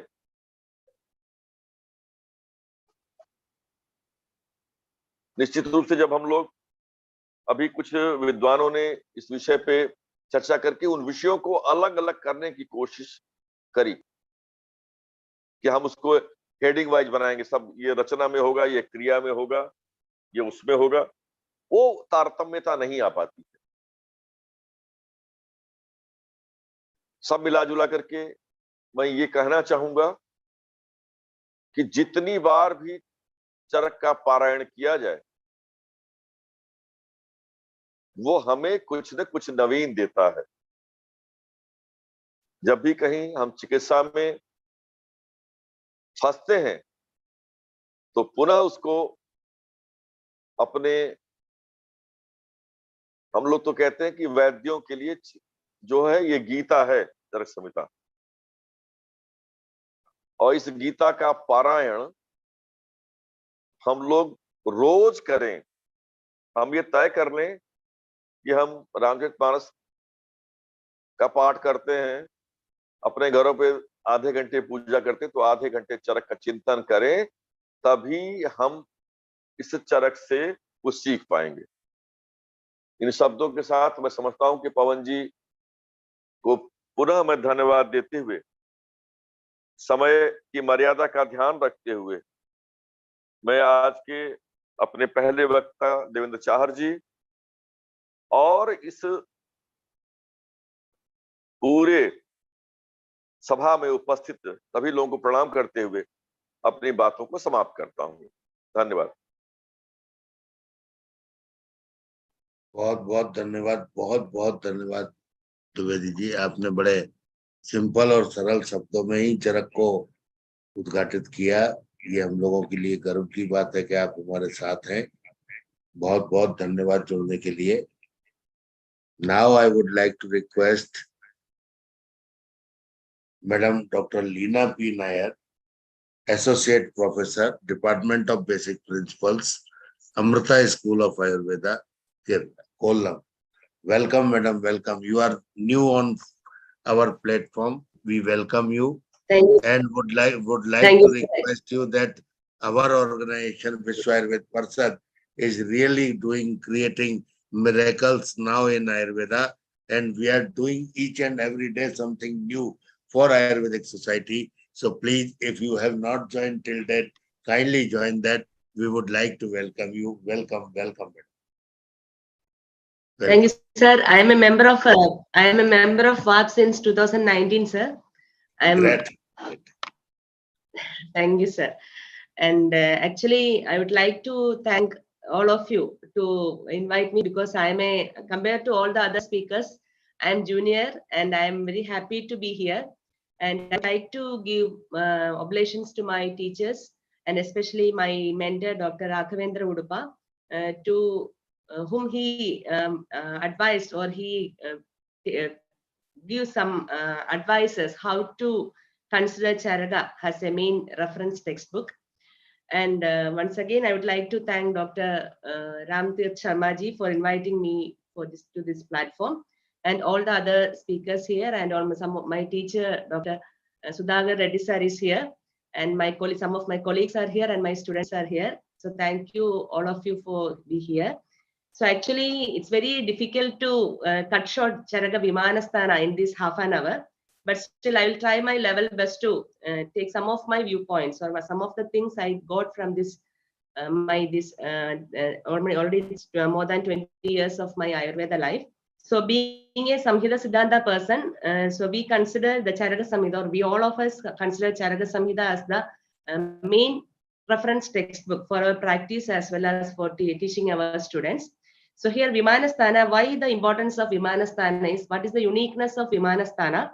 So it is the that actually no other Samhitas has this sthana. So the Vimanasthana, it's the mana we all know. So that is something we are measuring. So already the earlier speaker told that. So the how to measure the things. So already in our definition also of Ayurveda also it explains that Hidahidam Sukham Dukkam Manam. That is the we are measuring how the Hidayu, what is Hidayu, what is Ahidayu, and what is Sukhayu and what is Dukhayu. So for being a physician, so before starting the treatment, so before when the patient comes to us, so actually they are considering us as their lifesaver. So we should be thorough in all these things. So Acharya Charaka actually all these 8 chapters he mentioned in Vimanasthana as a self-assessment of the Vaidya. So in the first chapter, so Rasa Vimana itself, so that is what is the purpose of Vimanasthana. So actually Acharya explains about the 12 factors. So 12 factors like they are one more thing, that is what is the arrangement of the Vimanasthana, why he put Vimanasthana after Nidhanasthana. So already we know that, already sir told that. So that is in Sutrasthana, everything, almost all the fundamentals, all the Samhitas, or sorry, all the concepts, all the Siddhantas, all the theory, everything he mentioned in Sutrasthana. That is in a nutshell. But after each sthana, he's trying to, or Acharya Charaka tries to explain in detail. So in what all the things we have studied in the Sutrasthana, as already Charaka says that there is all the Karnanirupa Padarthas and what is the practical approach, how we can. So actually we are to treat the imbalance. So we are there to maintain the unbalanced thing to the balanced thing. So the Karyam Dhatu Samyartham. So we are trying to bring the abnormal dhadus to the normalcy. So all those things are explained in the first Sutrasthana itself. But what is the uniqueness of Vimanasthana? So I understood that is why I am giving more importance to Vimanasthana, means there is actually we are quantifying ourselves, how much we know. So before starting the treatment or before assessing a patient, so whether all these things we are thorough with. So here Acharya says about that's after Sutrasthana, then he explains about Nidhanasthana. So as is our that Ayurveda life also, we are studying about the normal things. Then the next year we are studying about the pathology. Then we are moving into the treatment aspects. So after Sutrasthana, then Nidhanasthana, then Vimanasthana. So Vimanasthana is actually there, and the Acharya is explaining. Acharya is that may be the logic that we should assess ourselves before going into the treatment. So here 12 factors Acharya is explained. So that is already all of us know because we are all practitioners. So we know that is nothing but the dosha, bheshaja, desha, kala, bala, sharira. So all these 12 factors we are putting into our Dashavida Parikshas or Ashtasthana Pariksha of Yogaratna or anything we say that there is a Parikshas all these factors we are actually assessing. So it may be Rogi Pariksha or Roga Pariksha. So actually we are examining or we are doing the Pariksha. So already we know that is the Pariksha Karanohi Kushala Bhavanti. So without the correct assessment of a patient, if we are giving some treatment, that will not be successful. So these 12 factors are very, very essential for assessing a patient in front of us. So then the chapter itself, that is the first chapter itself, Acharya is saying that Nahi Amanatnyo. So that is, he says that Nahi Amanatnyo Doshadina Bishak Vyadi Nigraha Samartho Bhavanti. So no physician can be Vyadi Nigraha Samartha if he doesn't know how to quantify or how to assess these 12 factors. So that is the importance. So that is the beauty of Vimanasthana. So in the first chapter, Acharya explains about Rasa Vimana. So Rasa, we know that we know that what all the things we are eating. So actually what we eat are we. So like that there is a saying in our naturopathy classes or in our dietetics classes, we are studying that what the food we eat decides who we are. So the same thing here, Acharya also says that the food, the rasa. So we know that all the pharmacological principles, whether it is ahara dravya or aushadha dravya, the rasa is the main factor. So from the rasa itself, Acharya starts. So rasa vimana in this chapter, Acharya says. So before in the nirukti of Vimanasthana itself, it says that Visheshena miyade nyayade dosha bheshajadi anene idi vimanam. So dosha bheshajas. So how this dosha, how the doshas in a person is, whether it is in vriddhavastha or in shayavastha or in prakopa. So if you are assessing all those things, and then we are deciding which medicine should be appropriate for them. So for that purpose also, we should, from the first year onwards, we are studying from the Ashtanga Hridaya itself, we are studying Tatra Adyam Maridam. So we are studying from the how the rasa acts on the doshas. So from there, the first year itself, we are studying the chikitsa. But still, the application of the fundamentals we are studying in the first year and second year, we are applying in the third year. So that is our process. But still, in the second year, we are studying this Vimanasthana. But a teacher who has good foundation or who has good knowledge in the Vimanasthana can only teach the student. They should understand, they should make the student understand that why Acharya has included all these 5 sthanas or especially these 5 sthanas we are studying in the second year. So now the syllabus has changed, but still, so we are studying, we have studied all these things in the second year. Why we are studying this in the second year? So a qualified teacher or a thorough teacher only can put forth or put light to the children's mind that why these things are very, very important. So we should also read. So actually, the reading the Samhita is very, very important. So the Vimanasthana, if we are telling about the Vimanasthana, in the first Rasa Vimana itself, Acharya explains about what is the Rasa Prabhava or the Dravya Prabhava or Dosha Bheshaja Prabhava. So all these things are explaining. So in the first chapter, Acharya gives importance about the what is the Prabhava or Rasa or effect of Rasa on Ahara or effect of Rasa on individual doshas. So all these things are explaining in this first chapter. So then again, Acharya says about the what is the effect of the Rasa with the doshas, effect of Rasa with the which Rasa acts on the dosha correctly, and why these doshas and rasas are abharisankheya. So all these things Acharya is explaining. So here Acharya says that the first thing we should understand when a patient comes to us, so according to their prakriti, according to their roga prakriti as well as their sharirika prakriti, we are selecting a drug.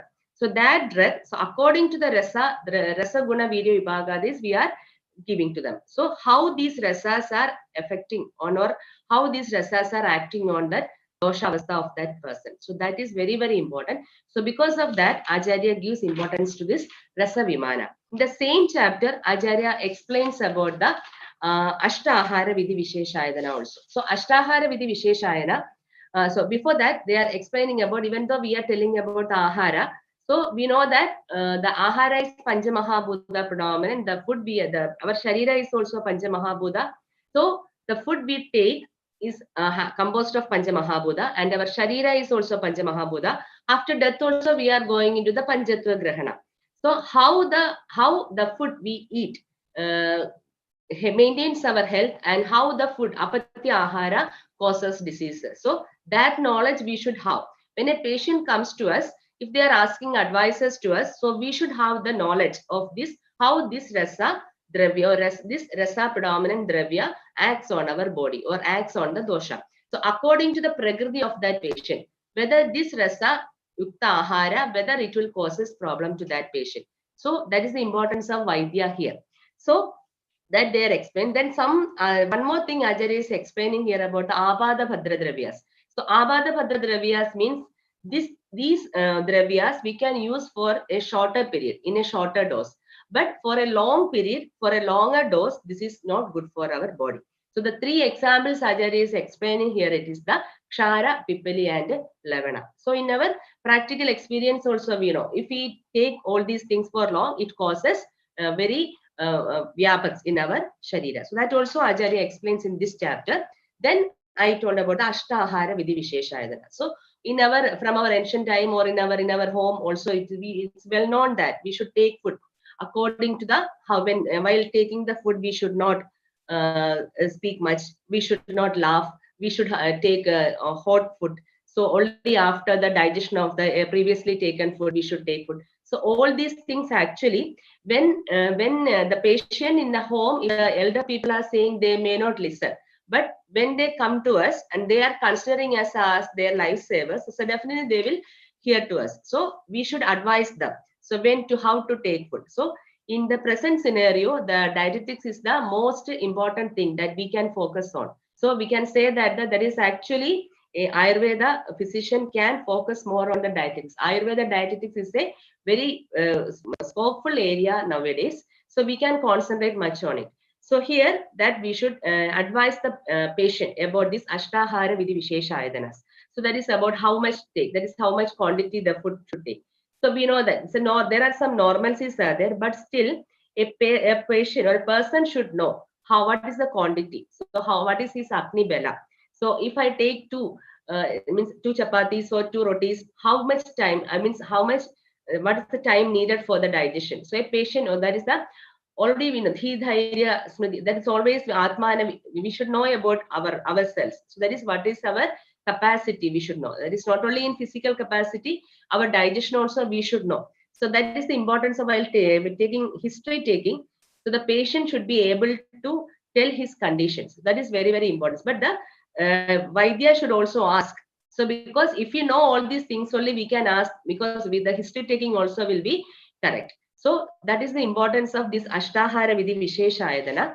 So then next in this, there also Acharya says about the Ahara Vidhi also. Other than this Ashtahara Vidhi Vishesha Ayadana, they are telling about Upayokta. Upayokta, the person, how he takes. So there are some common rules are there, but still that is the Pradipurusha Siddhanta is important in Ayurveda. So that is a person to person, it differs. So how a person behaves, or how when if you are taking a footstep, how the person's body behaves to that, or how he reacts to that. So all those things are important. So while history taking, we should assess all these factors. Then only we can come to a diagnosis about his disease. Okay. Then next is about the place we are taking the food. Because Acharya is actually he's correcting us also. So we should also consider all these things for our health also. So here Acharya says that all these factors are very, very important. Rasa, the knowledge about rasa is important, knowledge about dravya is important, and the dosha is important, and the vikara, and the prabhava of all these together. So that is also important. So in the slogan number 26, he is explaining that how a physician should be. He is telling that rasan dravyani doshamscha vikaramscha prabhava vedayo desha kaloja shariram san cha no vishat. So the one who knows about the rasa, the one who knows about the bheshaja, dosha, vikara, kala, and desha and sharira, then with its prabhava. So that is, we know that what is prabhava. Prabhava means it's an undesired effect. So we cannot, so only with our experience only we can assess this may be the prabhava. So that person only can be called as a physician. So the first chapter of Rasa Vimana, he explains all these things. Then coming to the second chapter, so here he is explaining about the Trivida Kukshiyam. So that is also very, very important. We know that we are taking solid food, liquid food, and the Vayu Sanjarna is also important. So here Acharya explains about the purpose, why we should consider our stomach as or Kukshi as 3. So in modern also we are dividing the abdomen into 9 divisions, but here Ayurveda he is explaining about the Trivida Kukshiyam, what is the need of the division of Kukshi into 3. So there also we know that from basically we know that one part for solid food, one part for liquid food, and one part for the Vayu Sanjara. So that is for the correct digestion.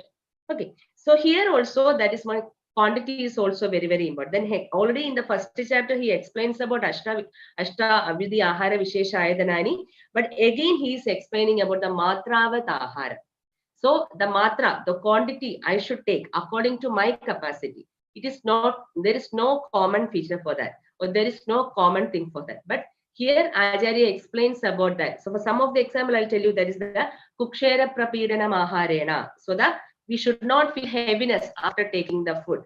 And also Hridayasya Anavaroda. I should not feel some discomfort in our chest after taking my food. So like that. Then Prinanam Indriyanam. After taking the food, there should be some clarity to my Indriyas. Then that's for everything. Sayam Pradascha Sukhena Parinamanam. So if I take the food in the early morning, that food should be digested before the evening. So like that, all those things Acharya explains as some characters. So that is some the qualitative assessment we should do, so that we should advise our patients also. So that is Matravat Ahara as well as Amatravat Ahara is also Acharya explains. There, why he is explaining that, what is the importance of Matravat and Amatravat Ahara is, we know that the first thing we are assessing in a patient before giving the medicine is Ama. So because of these, Ama occurs in our Sharira. So here Acharya says that the Matraya Abhyavahridam Patyam cha Annam na Jiriri Chinda Shoga Bhaya Krodha Dukka Shayya Prajagrihi. So here, if you are not taking the Matravata Ahara, so surely that food we have ingested will not get digested properly.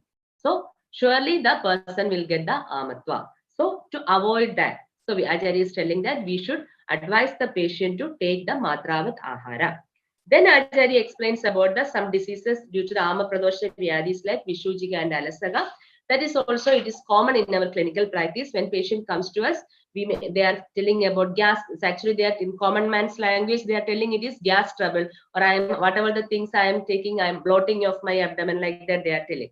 So there, in this chapter, even though it is a Vimanasthana, Acharya gives the Chikitsa Siddhanta of Ama also. So already we know that Ama Chikitsa, there is Lengana Pajanam and Doshavasejana. The same thing Acharya also explaining in this chapter. So before giving any Shamana or before giving any Shodhana, we should do the Dibana Pajana Prayoga. So there in Ama also Acharya is explaining the same thing. And this is about the second chapter. So second chapter Acharya explains that the Tasya Matravado Lingam Bhalam Cha Ukta Yadhayadam. So we should assess where that patient is taking the Matravatahara.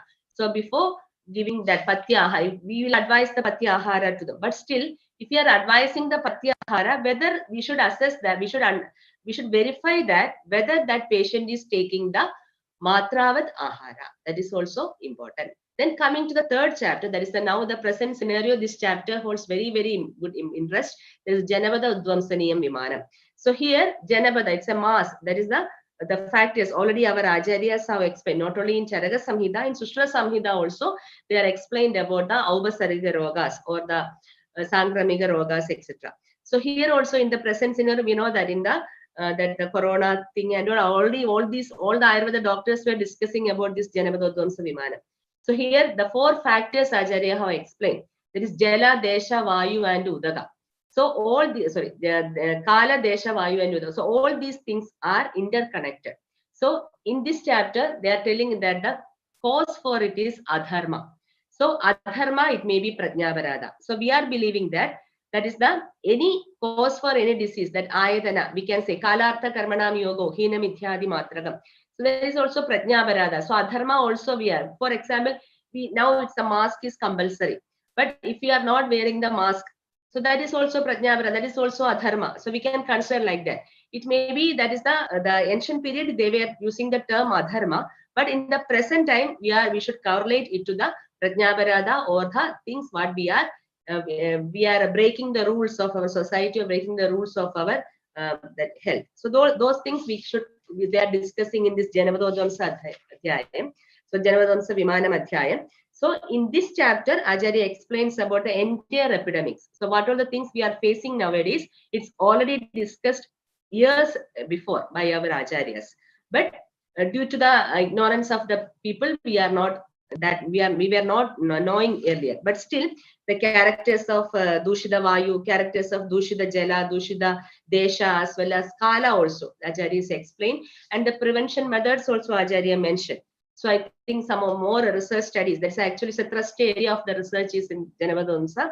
So here in this chapter, Acharya is explaining about all those things. So when a patient comes to us, so all these factors, all these features are there in our mind. So we can understand or we can assess what is the cause of his disease. So that is the importance of these Janavadvamsaniyam Vimanam in our clinical practice. So here also Acharya is explaining about, there also Acharya is explaining that all these factors, the Janavadvamsa bhavas, how to correct it. There also Acharya is telling that the our what are the Rasayana therapies and our Deha Vritti, Satyam, that is the Satvritta, Swastavritta. So then Shivana Mubasevanam, it's always the pious things we should follow. Then we can. So when a patient comes to us, so if we are advising them, so if they come for a good thing, so definitely they will obey us. So not only we can not only be a physician, we can be a good counselor, and we can be a good preacher also. So we can advise the patients to follow the pious things. So then they will listen to us. So being a doctor, we can be a good clinician as well as a logician or all those things, because our Charagacharya he was not only a clinician, he was a good philosopher, he was a good grammarian. So all those things, he was number one. So same way, we can also do something for the betterment of our society. So all these things are explained in the Janavadamsa Vimanam. I am not going into detail because the time constraint is there. Then the next chapter is very, very important. So actually being a physician or being a clinician, we should know about the that's the pramanas. So pramanas or what are the facts? Trividha Roga Vishesha Vijnanam. So here in Padartha Vijnana Annual, we are studying about the pramana and pariksha. But in Vimanasthana, Acharya used the term is the Trividha Roga Vishesha Vijnanam. What are the special things we should understand? That is about the roga, to understand, to analyze the roga, what are the factors we should follow. So here, these are the pramana. So pramana is prama sambandha visheha pramanaha. So the prama is, that is the yadhartha knowledge or the what is yadhartha anubhava. So something which we are experiencing. So we can drishta sruta anubhudanam. So we can say that there is a smriti, and there are two types of Nyana. We can classify the Nyana into two. There is smriti and anubhava. So the anubhava is, that is the we can say that yadhartha anubhava and ayadartha anubhava. Tat bhavavadi tat prakarago idi yadhartha anubhava. So we are experiencing as such. When a patient come to us, so we are with the help of the darshana, sparshana and prashna, we are analyzing that patient and we are getting some idea. Then we are treating that patient. So here also Acharya gives importance to that aptovadesha, pratyaksha and anumana. So here one thing is missing, that is the logic, that is the yukti. So here Acharya is explaining that actually Trividha Roga Pariksha is Acharya explains. The yukti is only in the Chigilsa part he explained. So here, so Aptovadesha we can consider because we are depending on our Samhidas. So when a patient, already we know, we are studying in our this 5.5 or 3 or 8.5. So we are studying Ayurveda. So we are referring our textbooks. So that we can consider as our Apta. And our teachers, our saha, means our sahabadis, all those things they can consider as the aptas. So from there we are getting the knowledge. So these theoretical knowledge we are applying in the patient. So that is actually we are doing the practical. So these with the base, so we tell that the Purva Pratyaksha Jnana is important for Anumana. When a patient comes to us, so while seeing the lakshanas in a patient, actually we are doing the Anumana. So we are inferring that these lakshanas are of those. So, but if we are having thorough knowledge in our samhidas, so we will get the correct prama. So that is the importance of pramana. So aptovadesha. So that is the correct jnana. So here also that the threefold examination is Acharya mentioned. So here itself Acharya is telling that that is the pratyaksha anumanabhyam pariksha upavadyate. So pratyaksha is important, anumana. So when a patient comes to us, that is first we are observing that patient. That is the pratyaksha. Then we are assessing, we are inferring it. That is the anumana. But with the help of that pratyaksha and anumana, actually we are coming to the conclusion, that is our aptovadesha. So that is important. So pratyaksha is a correct understanding or observation of the features in a patient is essential to diagnose a disease. So pratyaksha is important, anumana is important, and definitely aptovadesha is the base for all this knowledge.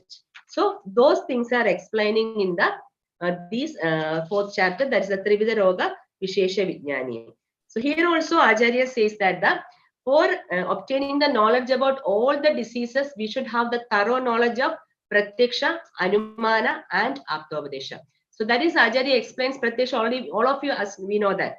There is Atmendriya Mano Arthanam Sannigarshat Pravartate. So actually the correct combination of Atma, Indriya and Mana and Indriyartha is essential to get a correct knowledge.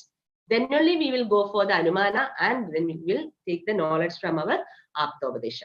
So that is very, very important. So for being a good physician, we should have the thorough knowledge. So that is, we always say that keen observation. That should have, a physician should have keen observation. When a patient from the step one, they are coming to our clinic, means our consulting room. From the first step itself, we should assess that patient. So the gait, the walking style of that patient, while they are walking, then whether their face has changed. So if they are having pain in their legs, and definitely they will have some. So we should not keep our head down when the patient comes to. We should assess them from the step one. When they are entering into our clinic, also we should assess them. So that is the importance of Pratyaksha, Anumana, and Observation. So the other pramanas are almost 9 pramanas are there, but all these things we can include in these 3 pramanas. Okay, so that is the importance of Trivida Roga Vishesha Vijnani. Then the 5th chapter is the very, very, very important chapter for a physician. That is the Srodasam Vimanam. So Srodas, we already know that is the Srodasam, that's Ayana Arthena. So for from the Kriya chapter, I mean the Kriya knowledge itself, we are studying about the that Kedara Kullinyaya, all those things we are studying. For why? From the Ahara Rasa. So all the Uttarottara Dhatu Poshana is occurring. So if we don't know about the Srodas, in which Roga Marga this disease is there, which is the Samraptika. So for we know that Chikilsa is Samrapti Vikhadanameva Chikilsa. If you don't know which dosha is involved in that, which dusha is involved in that, which Srodas is involved in that disease, then how we will treat? So we should have the thorough knowledge of Srodases. So that is the importance of thing Acharya explains. So here again Acharya explains one beautiful concept that is nothing but the Loka Purusha Sami Siddhanta. Yavandaha Purushe Murtimando Bhava Visheshaha Tavanda Evas means Srodasam Pragara Visheshaha. So actually we are the miniatures of this big macrocosm, the universe. So here Acharya says that in our body we are having various Srodases. So these Srodases actually it is actually the Loka Purusha Sami Siddhanta. So here Acharya says about the these Srodases, and these Srodases are some Srodases are Stula, some Srodases are Anu, some Srodases are Dirka, some Srodases are Hriswa. So like that Acharya says. So the Srodas is very, very important. We know that the Jwara is a Sweda Vaha Srodo Dushti Roga. So if we don't have that knowledge, so how we will treat the patient? So the origin of Srodas is important. So what are the features of Sroda? If any Vidha Lakshanas are there. So Vidha Lakshana Acharya Sushruta Dushti Lakshanas are there. So what are those Dushti Lakshanas? If you know that, then it is very easy to diagnose a disease. So that is why Acharya is so why he is telling all these things in the Vimanasthana, because these are our tools. So if we are considering we are the engineers, we are using these tools to do the best treatment in our patient. So that is the importance of Srodas here.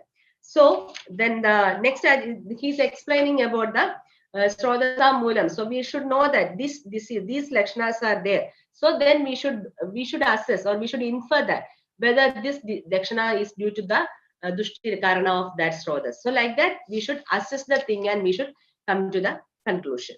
So here also the Chikilsa Sutra is also mentioned here. Pranodagana, Vahanam, Dushtanam, Shwasagi Kriya. If any Prana, Udaga, Annavaha Srodas, if any Lakshanas are there, then you should do the Shwasa Chikilsa. So like that, Acharya giving clue to us. So that is why I told you that even though this is a Vimanasthana, almost all the Chikilsa Siddhantas Acharya is explaining here. That is the beauty of Vimanasthana. So then that is about then next Acharya is explaining about the Roganika Vimanam. So Roganika Vimanam is the chapter that, so some diseases will be having some specific features. So there Acharya explains about in the earlier chapter he explained about the Srodases, but in this chapter Acharya is explaining about the classification of the diseases. Whether that is the diseases, whether that, so already in Sutrasthana we studied that Sadhya Sadhi Vibhagatnyo. So that is after assessing the Sadhyatva and Asadhyatva of the Roga, we should act on time. Then only this treatment will be successful. That is Kaleja Arabhade Karmaha. So that is in Sutrasthana itself Acharya is pointing that Kaleja Arabhade Karma. So the correct time we should initiate the treatment. So how we will know that whether that treatment is Chikilsa with that disease is Chikilsa Sadhya or Asadhya? that we should have that knowledge, whether which Srodhas is affected, which dosha is affected, which dusha is affected, that whether that this is in which roga marga.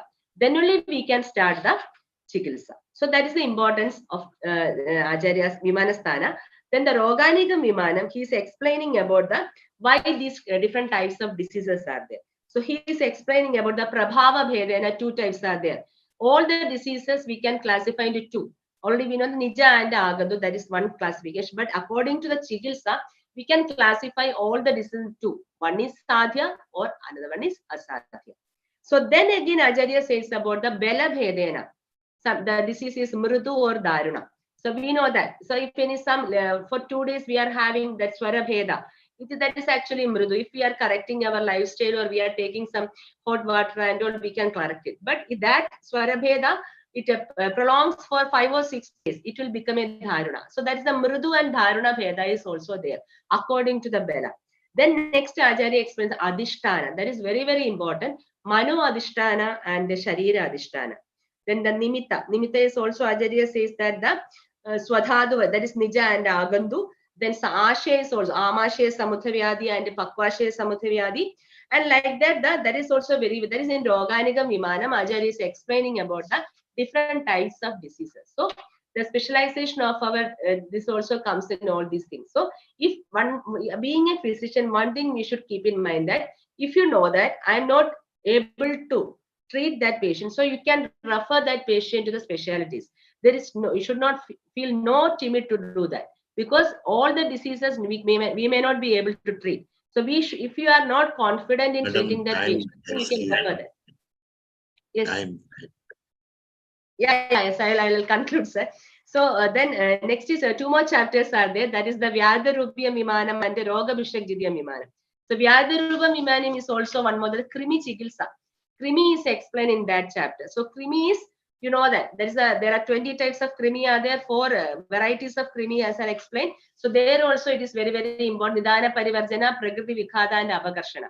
That is also when a patient comes to us, we should assess all those things. Not only Ama you should assess, we should assess about Krimi also. So nowadays more cases are coming to our clinic about this. So we are not, earlier we used to do the Krimi Shodhana and all. Nowadays we are not doing that. So that is also another important area for treatment. That is, we should understand about whether that patient is having any worm infestation and all. That is Acharya explains in that. Then actually the time was very short. The Vimanasthana cannot be explained in this much 20 or 25 minutes, but still there is the last chapter is very, very important chapter for a physician. That is the Roga Bhishakjidiyam Vimanam. How a physician can win over the disease. So that is how we can give or provide good treatment for our patients. So there Acharya explains about almost all the things, how to analyze a patient. Dashavida Pariksha Bhavas. And before that, actually it's a theoretical part also. He explains about the Adhyayana, Adhyavana and Tadvidya Sambhash. How a good physician or how a good Ayurveda student should be, how a good teacher should be, how to select a textbook. All those things Acharya is explaining in this 8th chapter. So due to the lack of the time, we are not able to go in detail, but still some of the points, important things I'll explain. In this chapter, Acharya is explaining about the Swadosha Pariharartham and the Paradosha Pramanartham. Actually, Acharya is explaining that we should correct ourselves. We should rectify our mistakes. Then we should assess others with this one. That is not only to criticize them, but to get idea from them. That is also very, very important. Acharya is explaining in this chapter. So then all these things are Acharya's explaining. That is about the Vada Marga. So that is actually in the clinical. It's very, very important. I hope in another class we may discuss in detail. But for the time being, so I'll tell some of the points about this Roga Bhishakjidiyam. This is about the Dashavida Pariksha Bhavas. There is the best example for the Karyakarna Siddhanta also. So that Karyakarna Siddhanta for the every Satkar, we are believing in Satkaryavada. For every Karya, there should be a Karana. So in this one also, we can correlate all these things with our Karyakarna Siddhanta. So when a patient, there is our Adura Pariksha and our Roga Pariksha also, we can do our Ayu Pariksha. So all those things are considering in this. And this chapter itself, Acharya explains about the skandhas also, which so we can give which medicine we should, which aushadha we should give and all. So all these things are explaining. So in the 8th chapter, Acharya gives more importance for a physician. So here Acharya said that he's in the last he gives an epitome as Behivida Mida Muktam Artha Jadam, Behivida Vakya Vijitram Artha Gana. So like that Acharya explains that the last he says that Doshadinam tu Bhavanam Sarvesham Eva Hedumat Mana Samyak Vimanani Niruktani Vibhagashaha. So here a person, one having a knowledge about all these things, then this section enlightening, or this Vimanasthana gives enlightening or the clarity about our correct knowledge of the specific features of the dosha besha jadis. A person who gets the idea about all these things will not be a failure in his practice. I like that Acharya is actually ending this Vimanasthana. So I'm concluding this my talk. So actually it is a very short time. So it was a very vast subject. So, but still I am happy I could share some of my viewpoints. Thank you, one and all.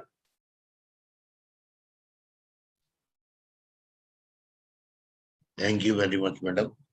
Thank you. The time constraint is there, no doubt, because it is night and we are celebrating Charak Jayanti Mahotsav from last 13 days. So thank you very much. Before inviting Agnihotri ji, I would like to communicate my sincere thanks to Dr. Adesh. Dr. Adesh has introduced me for tomorrow 3 unique speakers, and both of them are from your college, Kollam, Yes, Dr. Harita, yes. Dr. Rajeshwari ji, and Dr. T. Jarjanaki. So Matra Shakti will be explaining tomorrow Charak Samhita. This is just for information. All are from Kerala. I welcome all. Thank you. Thank you. Agnihotri sir.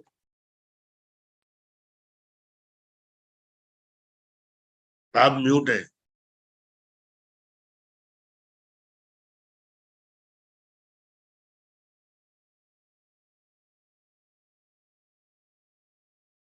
मैं आदरणीय, आप जुड़िए तब तक मैं आदरणीय प्रेम शंकर पांडे जी का आह्वान करता हूं. सर आपके संक्षिप्त कमेंट. और फिर मैं आपसे मैडम लीना जी आग्रह करूंगा कि हमारी विश्व आयुर्वेद परिषद की गतिविधियों में योगदान लीजिए, एक्टिवली साथ दीजिए. We will create a new Ayurveda definitely. Thank you. Thank you.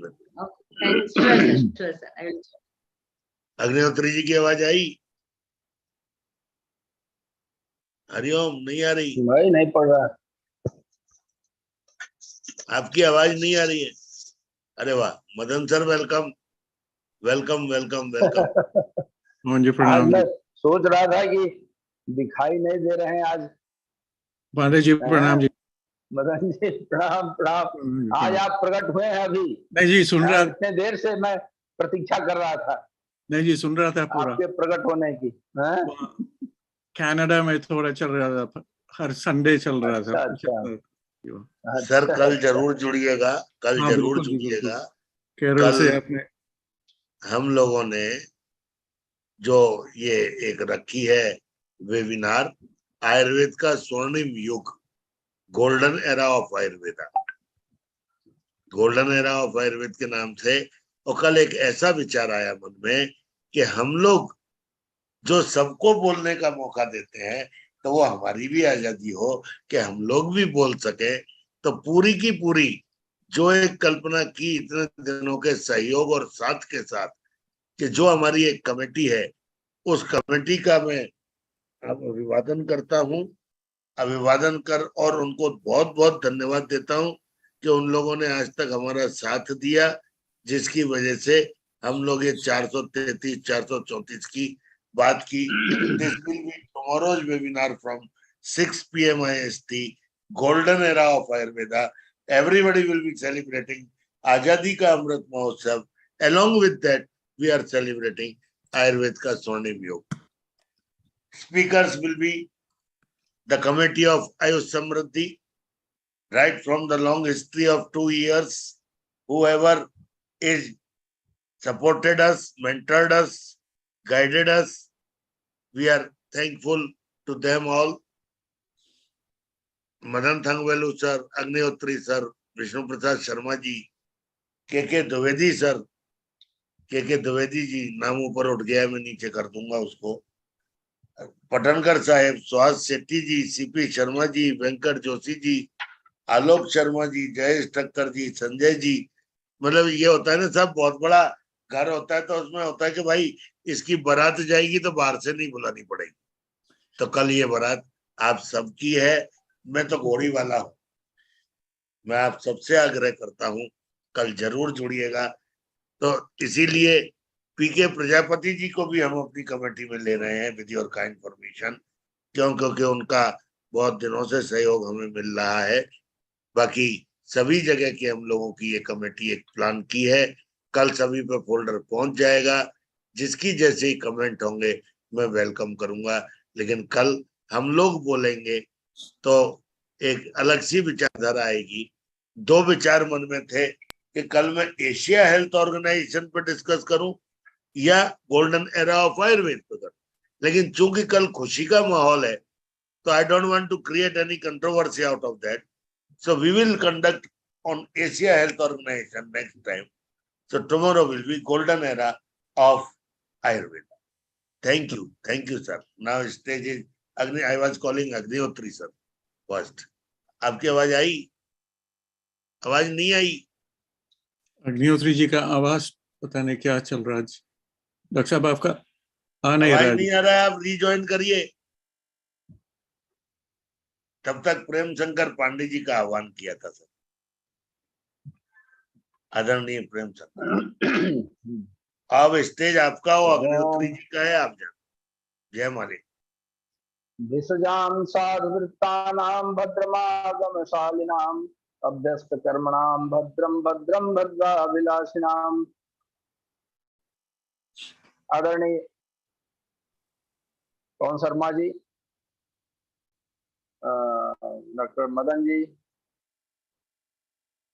Doctor Sharma ji, professor CP Sharma ji, हमारे तीनों वक्ता प्रोफेसर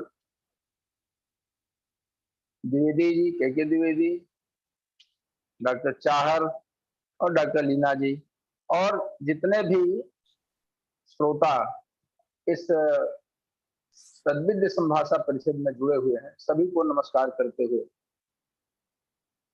मैं आज तीनों ही जो हमारे लेक्चर हुए हैं, बड़े अच्छे ढंग से लोगों ने अपने अपने विषय को रखा। डॉक्टर चाहर जी ने बड़े अच्छे ढंग से 10 प्राणायातन, रसायन आदि की चर्चा की। रसायन पर, रसायन की परिभाषा जो महर्षि चरक ने दी, उसको और थोड़ा आगे ले जाते हुए मुझे जो सबसे अच्छी परिभाषा रसायन की लगती है वो आचार्य चक्रपाणी ने जो दी, शरीर संयोग दार्ढ़्या दीर्घायु कर्तृत्व साधारण धर्म योगाद उपचरित व्याधिहरम रसायन। इसमें कहीं से कोई संदेह नहीं रह जाता कि रसायन क्या है। शरीर के संयोगों को, एक एक सेल के संयोगों को दृढ़ करते हुए, संयोग कैसा, उसका रचनात्मक संयोग और क्रियात्मक संयोग दोनों ही। लीवर का सेल, गॉलब्लैडर का सेल, आमाशय का सेल, इंटेस्टाइन का सेल, सभी एक दूसरे के साथ, मांसपेशियों के सेल सब एक दूसरे के साथ रचनात्मक और क्रियात्मक रूप से संयुक्त होते हैं जहां पर, और इसके माध्यम से जो दीर्घायु प्राप्त कराते हैं, ये साधारण धर्म है उसका, ये तो होना ही चाहिए। और उसके साथ व्याधिहरम, उसके साथ वो व्याधि को भी दूर करने वाला जो होता है वो रसायन। तो आपने रसायन की चर्चा की, 10 जो प्राणायातन है उनकी चर्चा की, बड़ा अच्छा लगा। और इसके बाद डॉक्टर के द्विवेदी जी ने, जो ऐसा लगा कि पूरी चरक संहिता को सूत्र स्थान से और आगे तक ले गए। उन्होंने चरक के जो 6 क्रियाकर्म है, लंघनम, बृंघणम, काले, रूक्षणम, स्वेदनम तथा स्वेदनम, स्तंभनम चाहिए, जानीते यह सभवेद भिषक, ये जो 6 क्रियाकर्म, क्रियाकाल की बात नहीं कर रहा हूं, क्रियाकर्म चरक ने बताया कि ये 6 क्रियाकर्म है जिनको जानकर, जिनको प्रयोग में लाकर ही चिकित्सक बन सकता है व्यक्ति। वास्तव में चिकित्सक वही हो सकता है जो इन 6 क्रियाकर्मों का सही ढंग से अपने प्रैक्टिस में प्रयोग कर लेता है। आगे डॉक्टर लीना जी ने बहुत अच्छी चर्चा की। मैं समझता हूं कि सूत्र स्थान, निदान स्थान के बाद विमान स्थान आता है। सूत्र स्थान और निदान स्थान में हम ये पढ़ते हैं और ये जानते हैं कि हमें क्या करना है, हमको क्या पढ़ना है और क्या जानना है। लेकिन विमान स्थान ये बताता है कि हमको कैसे जानना है। विमान स्थान की विशेषता है, हमको रोगी की परीक्षा करनी है। रोगी की परीक्षा हम रोगी का बल जानने के लिए, दोष का बल जानने के लिए, रोगी की आयु जानने के लिए 3 प्रकार से करते हैं। अब कैसे करते हैं ये विमान स्थान की विशेषता है, वो ये बताता है। तो आपने बड़े अच्छे ढंग से इसको समझाया और आपने प्रज्ञापराध की बात की। आजकल महर्षि चरक ने सबसे पहले जो कारण बताए, प्रज्ञापराध हो विस्मास्था हेतु यह परिणाम काला, जो रोगों के कारणों की चर्चा की, उन्होंने सबसे पहला नाम प्रज्ञापराध का दिया। और आज हम देख रहे हैं कि सबसे ज्यादा, सबसे बड़ा कारण रोग होने का प्रज्ञापराध, चाहे वो कोई भी रोग हो, जो भोग खाने पीने से उत्पन्न हो रहा हो, अपने रहन सहन के तरीके से उत्पन्न हो रहा हो, जीवन शैली की वजह से हो रहा हो, लेकिन सब में मुख्य कारण प्रज्ञापराध है। और प्रज्ञापराध भी जो धृति भ्रंश है वो सबसे महत्वपूर्ण है आजकल, जो कि महर्षि चरक कहते हैं कि विषय प्रवणम चित्तम धृति भ्रंशान न सकते नियंतुम अहितादर्थात्। अहित अर्थ से मन को हम धृति भ्रंश के कारण नियंत्रित नहीं कर पाते। धृति ही नियमात्मिका, हमारी धृति जब भ्रंश हो जाती है तो हम अपने ऊपर नियंत्रण नहीं कर पाते हैं, इसलिए गलत आचरण करते हैं और परिणाम होता है कि हम रोगी हो जाते हैं। तो इन सब विषयों की बड़े अच्छे ढंग से चर्चा की आपने। प्रमाणों की बात आई। प्रमाण जो कहा गया कि आप्तोपदेश, प्रत्यक्ष और अनुमान, हमको लगता है कि सबसे महत्वपूर्ण जो प्रमाण है वो आप्तोपदेश है। बच्चा जब छोटा होता है, बोलने लायक होता है, समझने लायक होता है, तो सबसे पहले आप्तोपदेश बताया जाता है कि देखो ये हाथी है, किताब में उसको दिखाया जाता है कि ये हाथी है, ये आप्तोपदेश है। जब बड़ा होता है तो प्रत्यक्ष करता है कि हाँ ये वास्तव में हाथी है। ऐसे ही विद्यार्थियों को जो हम रोग के बारे में बताते हैं, तो इस तरह से बड़ी अच्छी चर्चा हुई आज। आप तीनों लोगों बहुत ही मेरी ओर से धन्यवाद के पात्र हैं। मैं समझता हूं कि इन्हीं शब्दों के साथ समय काफी हो रहा है, मैं अपनी वाणी को विराम दूंगा। धन्यवाद। बहुत बहुत धन्यवाद सर, बहुत बहुत धन्यवाद आपका। मैं आदरणीय अग्निहोत्री जी से निवेदन करूंगा, क्योंकि फिर वो बहुतों पे कमेंट करना पड़ते है, इसलिए अच्छा स्पीकर पे कमेंट के बाद हम अग्निहोत्री जी को कंक्लूडिंग रिमार्क्स के लिए बुलाएं, जिससे स्पीकर्स पे कमेंट होंगे वो ज्यादा वजनदार होंगे। मैं स्वागत करता हूं आदरणीय अग्निहोत्री सर।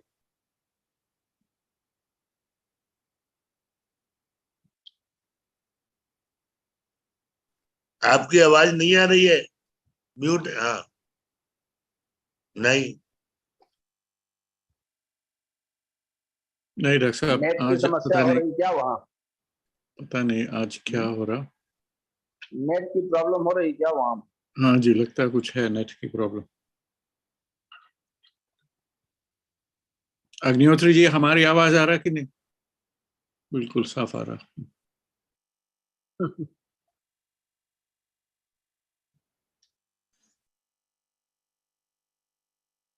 डॉक्टर साहब एक बार और ट्राई करो जी, डिस्कनेक्ट करके जोड़ने। फोन करते हैं।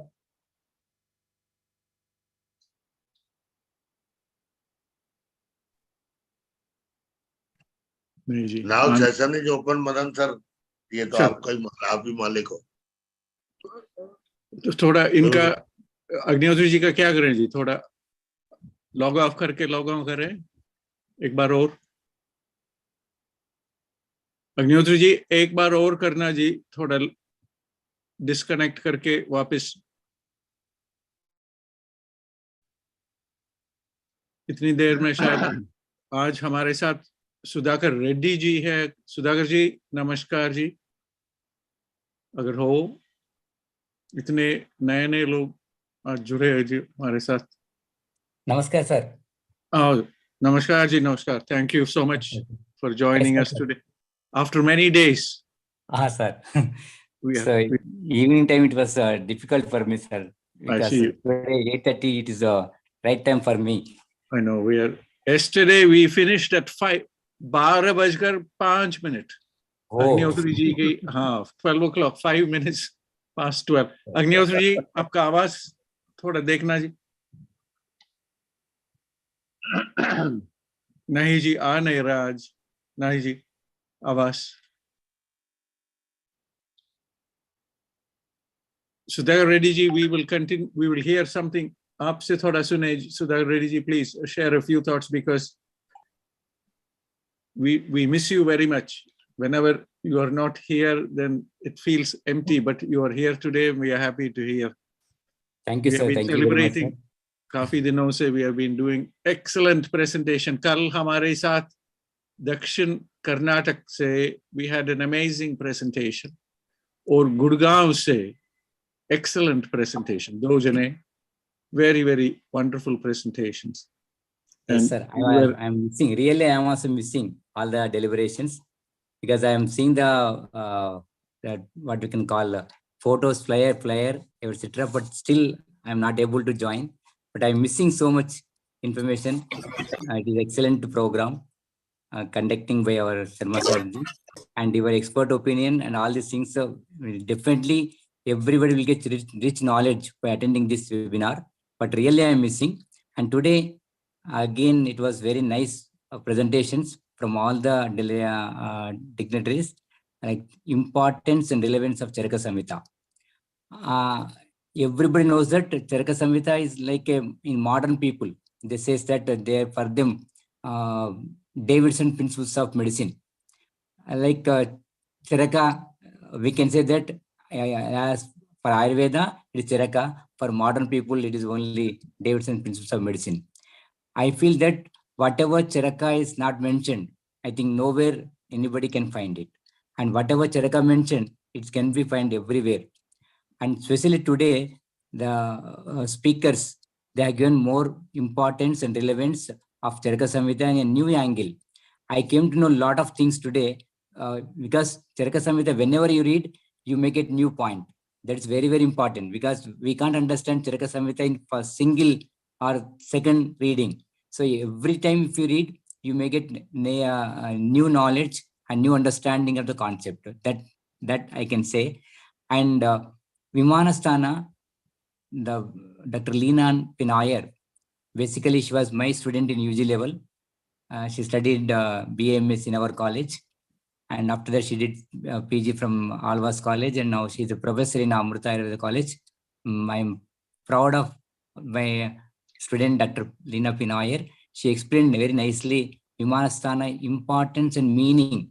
So many Ayurvedic scholars may not be knowing proper meaning of the Vimanasthana, the importance of Vimanasthana.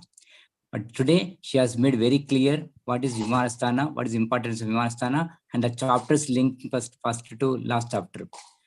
I can say that being a Swastavrita person, the material which is available or matter which are available in Vimanasthana is nothing but community medicine as well as research methodology. For a research methodology man, we need we need to conduct clinical research by only Trividaroga Vishesha Vijnanopaya. So that chapter fully explains that how to conduct research methodology. So we can say research methodology purpose, Iman Astana, as well as community medicine, because Janapadamsa is there, Ahara is there, Astahara Vidishesha are there. So half of the community medicine is there in the Iman Astana as well as research methodology. These important points I would like to say, and thank you for giving me this opportunity to share my few views. Thank you, sir. Thank you, Pawan Kumar sir. Thank you, Tangavesh sir. And thank you, our Agnivad sir and Vishnu Sinha sir. Reddy Saab, thank you so much for showing the connection here between yourself and Leena ji. Leena ji, we are very grateful. It is always wonderful to see the teacher. Thank you, sir. My yes, I'm what to tell, sir, I am not getting much to explain. So actually, he was our favorite teacher. So actually, he taught me Charita Rajana, Swastha Vritta and all, and he's a good teacher. Until we are having keeping my actually Beena Chichi is my senior also. So we are having personal contacts also. Thank you, sir. Thank you for your kind words and good words about me, sir. Thank you. I'm really privileged, sir. Thank you. We are very, for me, one phrase there, Shrota, the Shroto Maya Mehi Shariram. And what Reddy Saab is saying is that this important concept, which is important for us cell biologists, molecular biologists, Shrotomayam. Everywhere we look is Shrota, Shrota, Shrota, Shrotas, you know, from the finest cell all the way. And when Reddy Saab says that Vimanasthana is all to do with public health, and then to think that Shrotomaya Mehi Shariram is also to do with public health, is an amazing connection that people cannot see. And going into Swasthavrit and Shrotomaya Mehi Shariram, that concept, I was first introduced to this concept by Professor R.H. Singh ji in BHE.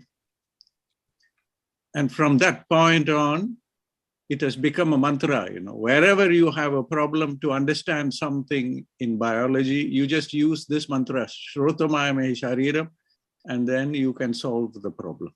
So there we are.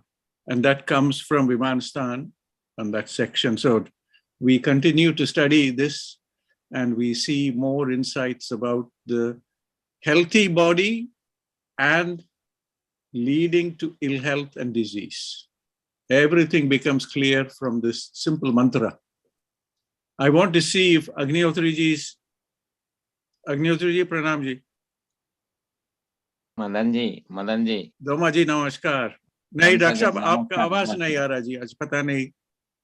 Namaskar. Awaaz nahi. Doma ji, namaskar. It is not Sroto Maya, it is Sroto Maya. While your pronunciation goes, Sroto Maya. It's very dangerous in Sanskrit while pronouncing. That's why the people outside of India will not be much acquainted with the pronunciation of the Sanskrit. Doma ji, ek promise, agle janam mein aayenge ji, agle janam mein Sanskrit seekhne ke liye. Agle janam, is janam to nikal gaya bas, pata nahi kaise, is taraf aa gaya. Agle janam mein seekhenge ji sahi cheez, pura Sanskrit. Should I tell a joke of foreign countries? That is English. If Indians, anybody will fail to pronounce the thoroughly of English, then people in olden days, they were saying that just you turn your mouth and speak your own language only, it becomes English.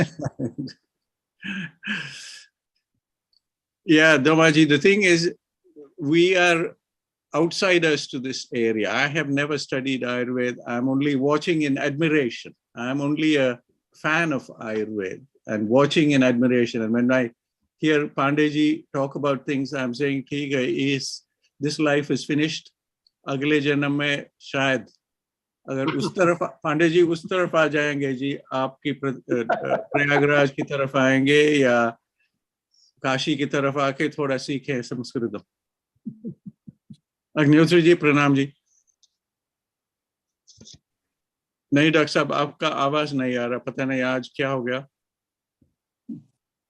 नहीं जी, आपका नहीं doctor साहब, आपका आवाज बिल्कुल दिखाई तो दे रहा पूरा साफ। अब नहीं जी, we are missing your sound Agnihotri ji. I don't know how to proceed. We would like to hear you. Doctor साहब, एक चीज हो सकता है, अगर कमरे में एक और टेलीफोन हो किसी के पास, उसमें से you can try that from another telephone जी।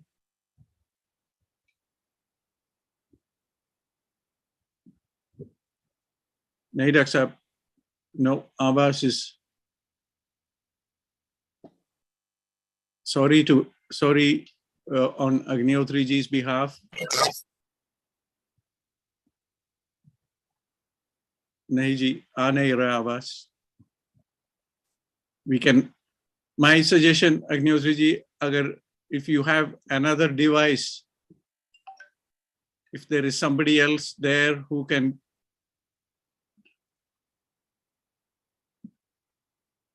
पंडित जी दोमा जी की कमेंट हमारी उच्चारण के ऊपर, this is a big fault and अब असल में उच्चारण जो है वो थोड़ा सा स्थान का भी फर्क पड़ता है और अभ्यास का फर्क पड़ता है।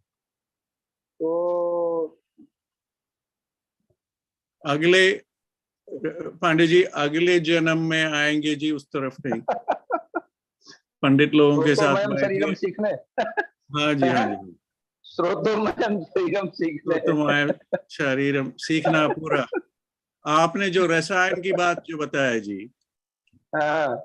वो इट इज, यहाँ पे हम एक शब्द प्रयोग होती है जी, कोहिरेंस, कि पूरा शरीर को कैसे एक जोड़ने वाली चीज, और उसमें हमारी संहिताओं में एक प्राण की एक वो आती है जी, योग में हो। और यहाँ पे एक किताब है जी, biological aspects of coherence and biological order करके। तो आपने जो बताया रसायन की जो डेफिनेशन चक्रपाणी टीका से, that needs to be understood better। नहीं, हमको उससे अच्छी परिभाषा रसायन की नहीं दिखाई पड़ती है। बिल्कुल, उन्होंने एक भी क्षेत्र नहीं छोड़ा कि रसायन के बारे में जानने के लिए, वो कंप्लीट है। ये डॉक्टर साहब, इसमें आगे की रिसर्च इतना पड़ा है जी, इसमें एक सूत्र में। हाँ, क्या बताएं, हम लोग तो आगे नाड़ी देखने लग गए। अब बस पुस्तक और नाड़ी दो ही चीज रह गई। रिसर्च करने का और ज्यादा कुछ करने का समय ही नहीं मिला, तो क्या कहें। रामदास जी नमस्कारम।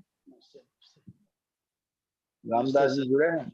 हाँ जी, रामदास जी है हमारे साथ। Ramdas ji नमस्कारम।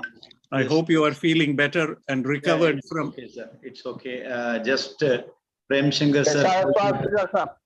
Prem Shankar sir told that Rasa Dhatu is actually the thing that which connects the cells.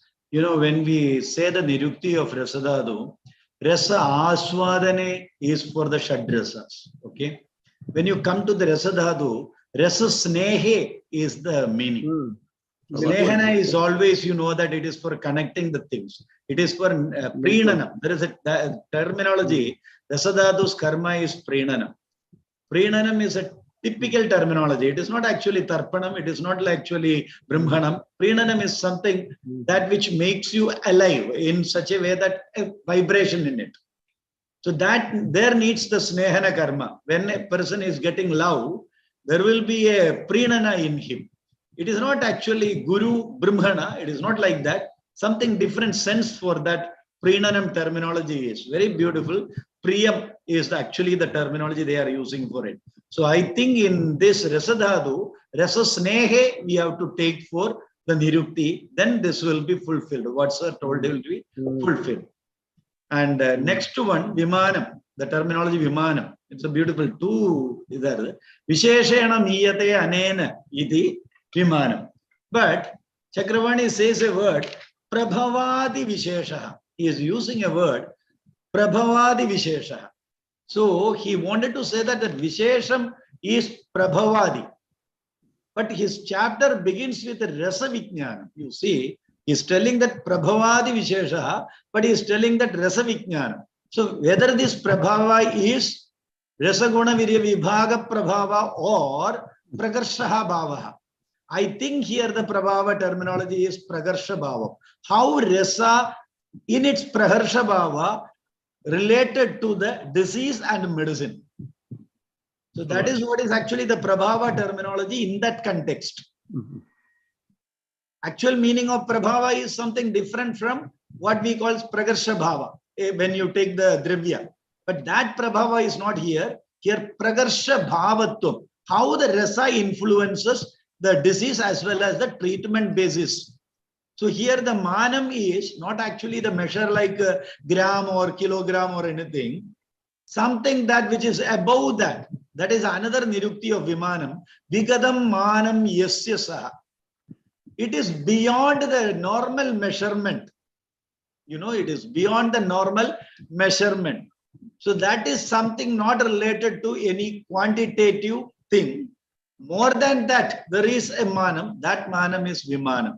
So such a way also we can interpret it. And you know that Vimanam, that which flies in the sky. Why it is called Vimanam? Because it is going above the limit of the earth. That's why Vigadam Manam Yasya Saha Vimanam. So that is also applicable over there. These terminologies are very beautiful. I think here the Vimanam is used by Charaka in a wonderful manner that you don't consider that Manam is always as the quantitative measures. Above that, something is there. Because Rasa has got such an influence over the Roga and the Beshaja.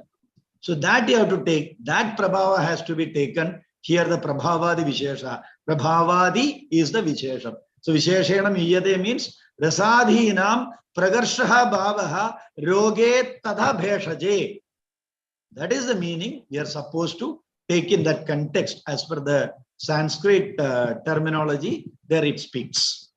This is what I found from these two terminologies. So sir told that it is Rasa. It's a beautiful thing. Whenever virus diseases comes, the cellular death comes, the Rasa is unable to reach to the cells and stimulate it to act its works. That means Pranana is not happening. That's why the cellular death is happening actually. Just 2 weeks before, here one doctor is there, Dr. Srijit sir. We were just discussing about this.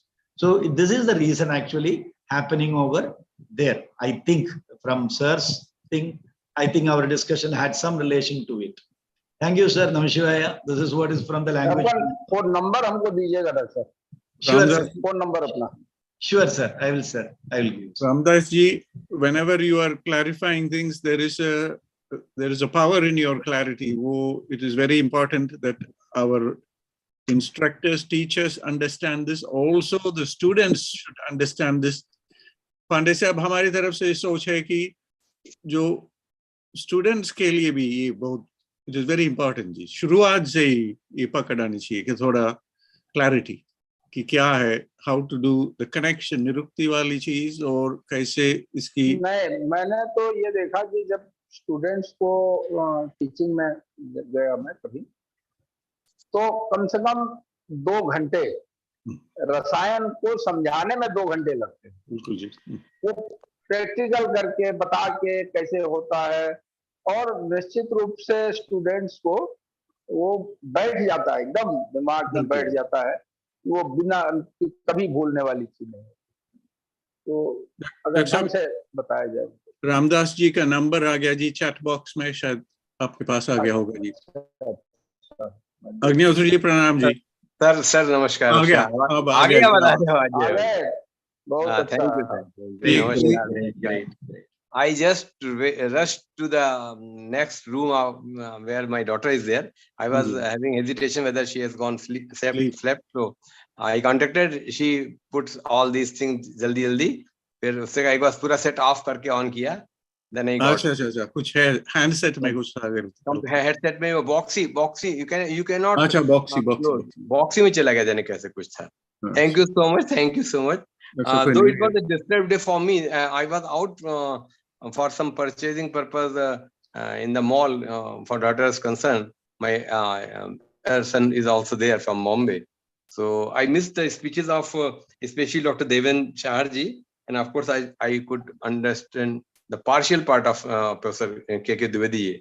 But still, before I start, because the time has gone 11 and I have to attend tomorrow flag hoisting ceremony, as Dr. Vishnu is coming to get me for his calling by 7 a.m. So we had a talk. So I'm also scared that I should be ready there. But for today's preparation and today's webinar, it is a very great webinar, having its 433rd number in continuation, and we were highest attendance as 24 at time. And our respect to Professor V.P. Sharma ji, Professor Bandan Thangwalu ji sir, Dr. Jagdish Doma ji, Dr. C.P. Sharma sir, Dr. Ajay Sharma from Udaipur, Dr. Anjali Soni, Dr. Nilakshi Dev Chaudhary, Dr. Pradeep, Professor Ramdas ji, Professor Rakesh Kumar Tiwari ji, Professor P. Sudhakar Reddy ji, ISA after big gap, and Mr. V.M. Shilpami, and Prem Shankar Pandey ji, along with our guest speakers, Dr. Devin Chaharji, Professor K.K. Dwivedi ji, and Dr. Leena Nair from Kollam. So a great discussion today, and they all put their knowledge in reference to Dasa Pranayatan, Rasayan, etc. The whole of the concept which has been repeatedly discussed and been commented by our guest speakers by 13th day, right from the very first day, along with the coverage of the whole of the concept scattered throughout the both parts of Charak Samrida has been covered by Professor K.K. Dwivedi ji. Dr. Leena, we were not expecting like that. She touched the very details, and really it started me something a desire to start reading Charak Samrida again, step by step, chapter by chapter, and also knowledge by knowledge given by our scholars during these 13 days. Really, what Aptopadesh, what Praman, what Anuman, which is more important, and how it is to be considered, why it is placed after Nidanistan, the Vimanistan, as per her talk. So it also sends a message that if at all there is a brick in a wall, the upper brick and the lower brick is also responsible and said to be important for the middle brick. So I should also be careful to consider the contents of Indriya Sthana also when we are talking about the Vimanistan. Fleshly, this thought in my mind, at one step, we got all the principles, all the theoretical portions, all the Siddhant Paksha, Vidhan Paksha, right from the Shuddha Sthan. We also talked about the Sharir Sthan. We learned the basics of the diagnosis of disease under the chapter of section of Nidanistan. Then when we talked about the greatest part of Vimanistan under the all the chapters, it is total theme is now going to give you a very good resultant in a form of the Indriya Sthan, that too we can say the prognosis part. When a physician taught and got knowledge from Charak Samrida is going to treat a patient as a physician, he should also be very careful and knowledgeful regarding the knowledge given by the Indriya Sthan or from the Indriya Sthan. So this is in the same condition, the same perspective, that we should be careful for Indriya Sthan, we should be careful for the Vimanistan. So our greetings and our well wishes to all the great today's guest speakers, along with our all the dignitaries who ornamented our today's platform. And I was just listening the discussion part also, right from the our Premshankar Pandey ji, Professor Ramdas ji, Professor Reddy ji, they also say thrown light over all the presentation of today's work, along with the great approach of yourself also regarding the Sotas. We also, coming from Banaras University, as you quoted, sir, regarding Professor R.S. Singh's stand, Professor Shukla ji, who had been my teacher and also a teacher of Professor R.S. Singh, in a great discussion on Srotas Avadharana, the concept of Srotas itself, where Professor L.B. Guru sir, Professor H.C. Shukla sir, Jyotirmitra sir, and all the some of the big dignitaries from modern side also, say Professor Sameer Singh or Professor I.M. Gupta sir, from anatomy also. In their presence, it was decided, as I quoted so many times, that any epithelial line which contains pores is said to be the Srotas.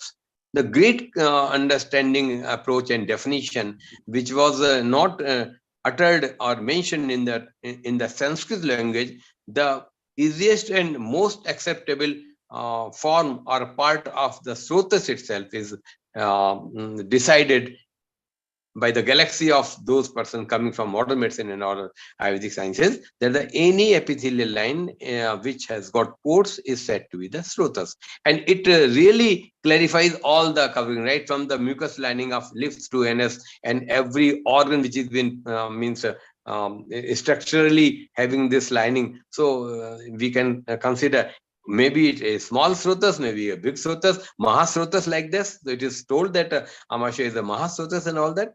So with these words, because the knowledge is very, very important, and it is coming like anything from Charak Samhita.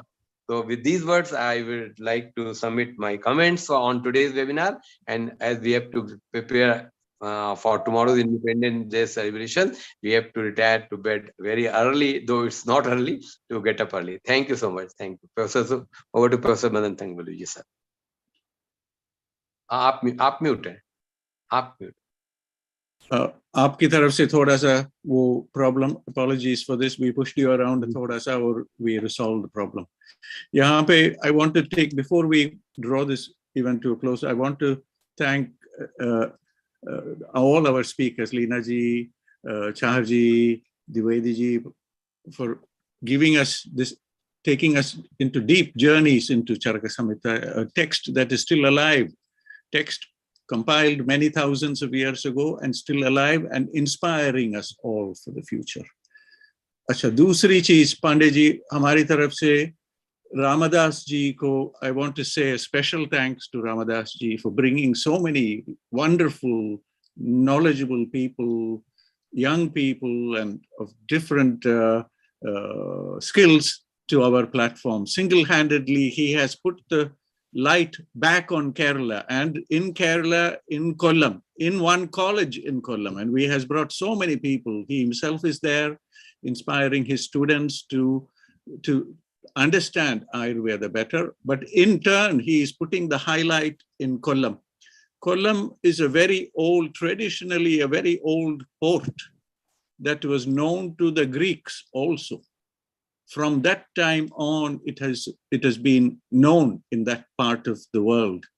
और पांडे जी, एक चीज और, केरल वालों के पास है जी, त्रिशूर एक जगह है सेंट्रल केरला में, वहां पे this was the place where Adi Shankara's remains came when he passed away in Thrissur. Or Adi Shankara's disciples set up 4 madams on the 4 sides of this temple. एक है जी temple वहां, उसकी चारों तरफ एक madam बनाए, और इनके responsibility थे कि एक वेद की ऊपर mastery, चारों तरफ एक वेद करके. So this is the power of our people, our colleagues from Kerala. There is Pumuli Mana is another old house in Kerala, and they are known for treatment of the elephants, Hasta Ayurveda ki expertise. अब कल अग्निहोत्री जी मिलेंगे, हमारी प्रिय श्री जोगलेकर जी से, हाँ विष्णु जोगलेकर जी से तिलक आयुर्वेद महाविद्यालय में ही वॉज प्रोफेसर ऑफ अगरतंत्र। और इनकी टेक्स्ट बुक अग्निहोत्री जी, हमारी जोगलेकर जी ने, he has written a big text book on Agartantra, और उसकी foreword is written by Hasta Ayurved Vaidya from Pumuli Mana. So there are a lot of connections here between different parts of India in this very important level of scholarship. And I'm very happy to say that in the 16 teams that are part of the अब जो गोवा में जो होगा world Ayurveda 9th world Ayurveda Congress, उसमें there is Pashu Ayurveda is one of the themes in that area. And the world is looking, अब जो antibiotics और antimicrobial resistance वगैरह जो कुछ चल रहा है जी, हमारी आयुर्वेद में शायद हो सकता काफी कुछ. There will be many treatments that can get rid of antibiotic usage in animal veterinary science. So I want to thank all our speakers here today. कल हम 12 बजे तक थे जी अग्निहोत्री जी, शायद आज is it too late, हो सकता है we can continue for a long time, मगर आपके कल के आज जल्दी क्लोज करना है, सुबह अटेंड करना है. सर आप पूछ रहे थे, मैं बीच में कट गया था. प्रोफेसर रामदास जी नमस्कार. रामदास जी, हाँ जी रामदास जी नमस्कार. You told that wherever the pores, that is Srodamsi, that which is told. Actually, Chidrani is one of the synonym of Srodas. क्या बात है, आप जैसे विद्वान संस्कृत के साथ हैं तो दुनिया मुट्ठी में है. प्रोफेसर्स ऐसे नहीं बनते हैं. They have to profess the knowledge. They have to profess, and we are the student of professors. Kani, Chidrani, these all paryaya padas of the Srodams. Ramdas ji, we are so grateful that you are highlighting Kerala, Adi Shankara's Janam place or Mrityu jo, we are highlighting thoda sa wo Advaita Vedanta ki taraf. You are bringing that lamp back to Kerala. Pandey ji, shayad aapki taraf se kuch ho to, nahi to. Sir Ramdas ji, you might be knowing that our Professor Jyotirmitra ji was a great scholar of Sanskrit also. So he was there and he narrated these things in such a manner, the way you are narrating. So this is our pleasure that, and he was a student of a graduate from Rishikul College, Haridwar. So we have got all pleasure that our school was represented way back in say 60s by Professor Jyotirmitra ji. So I had been a great pleasure to be. You are lucky to get such teachers. Really, I do agree with it. I'm getting now with you all people little my knowledge. We are getting everything from you. Whenever there is an obstacle as far as the Sanskrit word and its etymological derivation is concerned, we are sure that you will make it clear. According to the Shabdum, we need not to refer to Shabdu Kalpudum. It is better we refer to you. At you, बिल्कुल. Agnihotri ji, before we go, आज हमारे साथ है जी Anjali Soni ji. Yeah. Anjali ji नमस्कार. अगर अंजलि जी नमस्कार. If Anjali ji wants to share a few words. नमस्ते sir. Anjali ji नमस्कार. आप कहाँ से जुड़ रहे हो? सर चाहर सर ने सेंड किया था. अच्छा जी, Chahar ji. Student PG scholar. Very good. We need you people. आपसे भी सुने कि आज की प्रोग्राम के बारे में एक चीज दूसरी चीज जोड़ते रहिए. चाहर जी की हमारी तरफ से बहुत बहुत धन्यवाद कि आपको भी लाए साथ. आपसे थोड़ा सुने एक दो शब्द, फिर उसके बाद we will say शुभरात्रि to everybody. Anjali ji. Very informative discussion था. मतलब होता रहना चाहिए ऐसा डिस्कशन. अच्छा है. आपके साथ जो है एमडी वाले, उनको भी पकड़ के लाना अगले बार. Yes sir. कल होंगे. बहुत बड़ा पवन जी के बना रखा बहुत बढ़िया प्रोग्राम कल. Yes sir. उसके लिए आपके जो साथ है एमडी वाले, उनको भी ले आना प्लीज. Yes sir. बहुत वेरी गुड. अंजलि जी, आपने बीएमएस कहाँ किया जी? सरदार शहर राजस्थान से. और एमडी अब डॉक्टर साहब के साथ. जोधपुर। हाँ जी, वेरी बहुत बढ़िया।